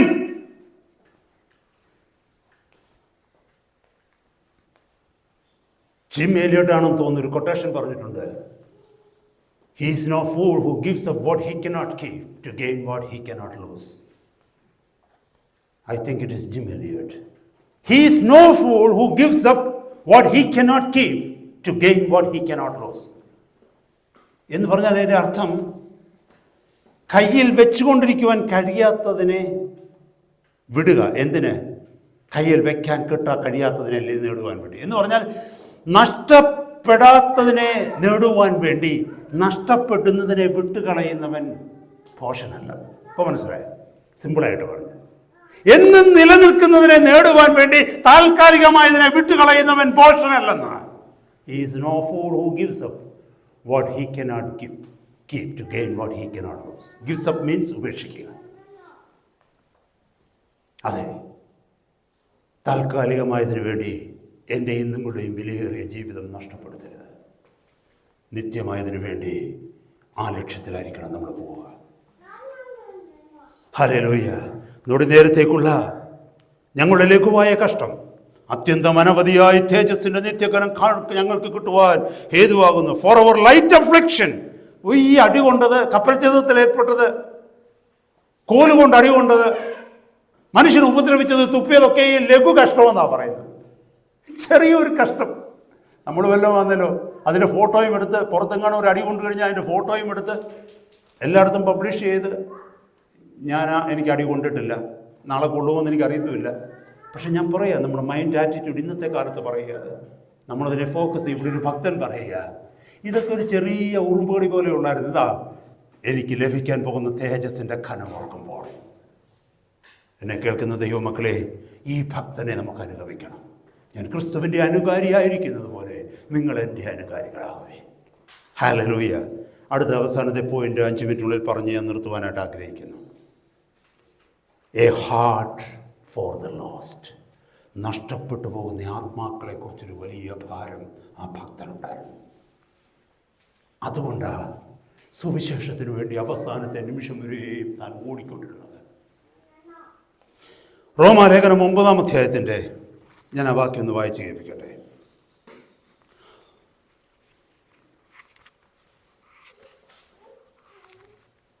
റോമാലേഖനം 9-ാം അധ്യായത്തിൻ്റെ 2-3 വാക്യങ്ങൾ. Romans chapter 9 verse 2 and 3. എനിക്ക് വലിയ ദുഃഖവും ഹൃദയത്തിൽ ഇടപെടാതെ നോവുമുണ്ട് എന്നെൻ്റെ മനസ്സാക്ഷി എനിക്ക് പരിശുദ്ധാത്മാവിൽ സാക്ഷിയായിരിക്കുന്നു. ജഡപ്രകാരം എൻ്റെ ചാർച്ചക്കാരായ എൻ്റെ സഹോദരന്മാർക്ക് വേണ്ടി ഞാൻ തന്നെ ക്രിസ്തുവിനോട് വേർപെട്ട് ശാപഗ്രസ്തനാകുവാൻ ഞാൻ ആഗ്രഹിക്കാമായിരുന്നു. എന്നെ കേൾക്കുന്ന ദൈവമക്കളെ, തൻ്റെ സഹോദരന്മാരെ കുറിച്ചുള്ളൊരു ഭാരം. ഈ സുവിശേഷം ജസ്റ്റ് അറിയിക്കുക എന്നുള്ളത് മാത്രമല്ല വിഷയം കേട്ടോ. ഇപ്പോൾ ഇവാഞ്ചലിസത്തിലൊക്കെ കാണാം, ഇവാഞ്ചലിസ്റ്റുകൾ പോയിട്ട് ക്രിസ്തുവിനെ കുറിച്ച് ഒരാളോട് പറയുന്നു. അതല്ല നമ്മുടെ ഭാരം. ഞാൻ അറിഞ്ഞ സത്യങ്ങൾ മറ്റുള്ളവരറിയണം, അതായിരിക്കണം നമ്മുടെ ഭാരം. മനസ്സിലായല്ലോ? അവരേതായാലും യേശുവിനെ അറിഞ്ഞല്ലോ. അതല്ല, യേശുവിനെ അറിഞ്ഞ എല്ലാവരും ഈ ലോകത്തിൽ ഒത്തിരി പേരില്ലേ, അവരാരെങ്കിലും യേശുവിനെ പറഞ്ഞ വഴിയിലാണോ നടക്കുന്നത്? സഹോദരി, നിന്റെ ഭാരം എന്തായിരിക്കണം എന്നറിയാമോ? നീ അറിഞ്ഞ സത്യം മറ്റുള്ളവരറിയണം. ഇവിടെ ഇത് അപ്പോസ്തലൻ തന്നെ ജഡപ്രകാരമുള്ള സഹോദരന്മാർ പറഞ്ഞ മറ്റ് യഹൂദന്മാരെ കുറിച്ചാണ് പറയുന്നത്. അവർ യഹോവയുടെ സന്തതികളാണ്, അവർ ന്യായപ്രമാണ പ്രകാരം ജീവിക്കുന്നവരാ, അവർ കൊലപാതകക്കാരും ദുഷ്പ്രവർത്തിക്കാരൊന്നും അല്ല, ന്യായപ്രമാണത്തിൽ ജീവിക്കുന്നവരാ. പക്ഷേ അപ്പോസ്തലന്റെ ഭാരം എന്താണെന്നറിയാമോ? താൻ അറിഞ്ഞ ക്രിസ്തുവിന്റെ സത്യം, കൃപയുടെ സുവിശേഷം അവരോട് അറിയണം. ഇവിടെ ഇരിക്കുന്ന എത്ര പേർക്ക് ആഗ്രഹമുണ്ട്? ഞാൻ അറിഞ്ഞ സത്യം, ഞാൻ അറിഞ്ഞ ഉപദേശം, ഞാൻ അറിഞ്ഞ ദൈവവചനത്തിന്റെ ആഴങ്ങൾ മറ്റൊരു വ്യക്തി കൂടെ അറിയണം. അപ്പോസ്തലനായ പൗലോസിന്റെ ജീവിത വിജയത്തിന്റെ ഒരു അടയാളമായിരുന്നത്. ആ ആഗ്രഹമുള്ളത് കൊണ്ട് താൻ ഒരു തടസ്സങ്ങളും നോക്കത്തില്ല. അത് റബ്ബി ആയിക്കൊള്ളട്ടെ, മഹാപുരോഹിതനായിക്കൊള്ളട്ടെ, അത് വിഷയമല്ല. താൻ അറിഞ്ഞ സത്യം താൻ വിളിച്ചു പറയുമായിരുന്നു. എൻ്റെയും നിങ്ങളുടെയും ജീവിതത്തിൻ്റെ അതാണ് നമ്മുടെ റെസ്പോൺസിബിലിറ്റി കേട്ടോ. അതുകൊണ്ടാണ് നമ്മൾ യഥാർത്ഥ സത്യത്തിലേക്ക് ദൈവം വഴി നടത്തിയത്. എന്തിനെന്നറിയാമോ? നമ്മളെ കൊണ്ട് ആ സത്യം മറ്റുള്ളവരിൽ എത്തിക്കണം. ഇത് നമ്മൾ അങ്ങനല്ല, നമ്മൾ നമ്മളെക്കുറിച്ച് മാത്രമേ ചിന്തിക്കത്തുള്ളൂ. അവർക്ക് വേണേൽ ദൈവം അറിയാല്ലേ, ദൈവം വേറെ വഴി തുറന്നു കൊടുക്കട്ടെ. ദൈവം തുറന്ന വഴിയാണ് നീയാണ്. സാരമില്ല, നീ ചെയ്തില്ലെങ്കിൽ ദൈവം മറ്റൊരാളെ കൊണ്ട് ചെയ്യിപ്പിക്കും. അത് യഥാർത്ഥ സത്യം മറ്റുള്ളവരിലേക്ക് എത്തിക്കണം. പാപത്തെ ജയിക്കുവാനുള്ള രഹസ്യം എന്താണെന്ന് മറ്റുള്ളവർ അറിയണം. യേശുവിനെ പോലെ ജീവിക്കുവാൻ നമുക്ക് കഴിയും പരിശുദ്ധാത്മാവിന്റെ ശക്തിയാൽ എന്നുള്ള സത്യം നമ്മൾ അറിയണം, മറ്റുള്ളവരെ അറിയിക്കണം.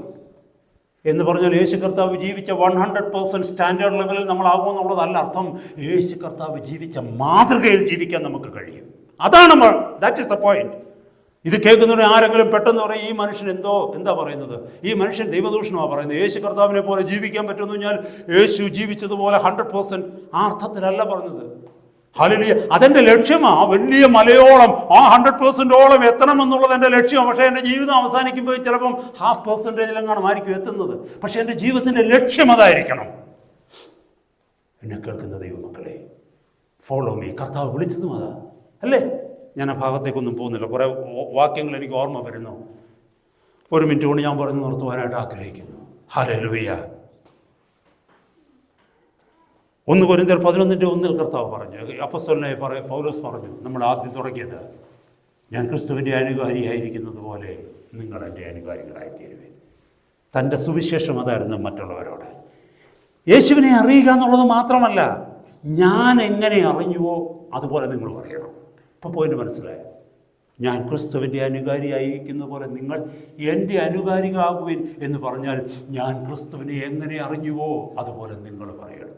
സഹോദരന്മാരെ, സഹോദരിമാരെ, നമ്മുടെ ഓരോരുത്തരുടെയും ദൈവസന്നിധിയിലുള്ള ഉത്തരവാദിത്വം അതാണ്. ഞാൻ യേശുവിനെ എങ്ങനെ അറിഞ്ഞുവോ അതുപോലെ എൻ്റെ മറ്റൊരു സഹോദരനും മറ്റൊരു വിശ്വാസിയും അറിയണം. ലോകത്തിലെ വിശ്വാസികൾ എന്ന് പറയുന്നവരല്ല വിഷയം. ഡിസൈപ്പിൾസ്, ശിഷ്യരായി തീരണം. അനേകർ പറയുന്നു, അവർ പെന്തിക്കോസുകാരല്ലേ, അവർ വിശ്വാസികളാണല്ലോ. അതല്ല ചിന്തിക്കേണ്ടത്. അവരുടെ ജീവിതം വിശ്വാസികൾക്ക് പറ്റിയ മാതൃകയിലാണോ ജീവിക്കുന്നത്? നീ കേട്ട സത്യങ്ങൾ അവർ കേട്ടിട്ടുണ്ടോ? പാപം എത്ര കഠിനമാണെന്നുള്ള സത്യം അവർ തിരിച്ചറിഞ്ഞോ? അറിഞ്ഞിട്ടില്ലെങ്കിൽ നീ പറഞ്ഞേ പറ്റുമത്. ഹല്ലേലൂയ. നിന്നെയും വിളിച്ചിരിക്കുന്നു വിളിയതാ. പാപത്തെ ലാഘവത്തോടെ എടുക്കരുത്, ലോകസ്നേഹത്തെ ലാഘവത്തോടെ എടുക്കരുത്. ഒരുത്തനും ഒരു ദാസനും 2 യജമാനന്മാരെ ഒരുപോലെ സേവിപ്പാൻ കഴിയത്തില്ലെന്നുള്ള സത്യം നീ എക്സ്പ്ലെയിൻ ചെയ്ത് കൊടുക്കണം. അതിനാണ് നമ്മളെ കർത്താവ് വിളിച്ചിരിക്കുന്നത്. അതാണ് എൻ്റെ നിങ്ങളുടെയും ഉത്തരവാദിത്വം. So he had that heart for the lost. നഷ്ടപ്പെട്ടു പോകുന്നവരെ കുറിച്ച്, കൃപയിൽ നിന്ന് വീണു പോകുന്നവരെ കുറിച്ച്, നിത്യതയിൽ നിന്ന് മാറിപ്പോകുന്നവരെ കുറിച്ച് ഒരു ഭാരം അപ്പോസ്തലനുണ്ടായിരുന്നു. നമ്മൾ 5 കാര്യങ്ങളാണ് കേട്ടത്. അത് പറഞ്ഞു നിർത്തുകയാണ്. 1, a radical conversion with commitment. 2, Christ was a centre of his life. 3, total surrendering and obedience. 4, eternal perspective. 5, a heart for the lost. നഷ്ടപ്പെടുന്നവർക്ക് വേണ്ടി. ഹല്ലേലൂയ. നമ്മൾ നഷ്ടപ്പെടുക എന്നുള്ള വാക്ക് വീണ്ടും ഞാൻ ആവർത്തിച്ച് പറയുക. സുവിശേഷം കേൾക്കാത്തവർ മാത്രമല്ല നഷ്ടപ്പെടുന്നത്, സുവിശേഷം കേട്ട് ദൈവസഭയുടെ മധ്യത്തിൽ എത്തിയ പലരും, ഒരു സിംഹഭാഗവും നഷ്ടപ്പെട്ടവരാണ്. സുവിശേഷം അറിയിക്കാതെ ദൈവസഭയ്ക്കകത്തിരിക്കുന്നവരുണ്ട്. അതിനകത്ത് ഒരുപക്ഷെ ദൈവദാസിമാരെന്ന് പറയുന്നവരും ഉണ്ടായേക്കാം. സുവിശേഷത്തെ വേണ്ടവണ്ണം അനുസരിക്കാത്തവരും ബഹുമാനിക്കാത്തവരും, ഹാഫ് കൺവേർട്ടഡ് ആയിത്തീർന്നവർ. അവരോട് സത്യം അറിയിക്കുക എന്നുള്ളത് എൻ്റെയും നിങ്ങളുടെയും ചുമതലയാണ്. ഹല്ലേലൂയ. അപ്പോസ്തലന് ആ ദാഹവും ആ ഭാരവും ഉണ്ടായിരുന്നു. ഹല്ലേലൂയ. നമ്മൾ ഇന്ന് രാത്രി കേട്ട വചനം, the secret behind a ministry of Paul. അപ്പോസ്തലനായ പൗലോസിൻ്റെ ശുശ്രൂഷയുടെ രഹസ്യങ്ങളെക്കുറിച്ച്, ആ വിജയ രഹസ്യങ്ങളെക്കുറിച്ച് ഇന്നത്തെ രാത്രിക്കാലം നമ്മൾ കേൾക്കുവാൻ്റെ കൊണ്ടമിടയായത്.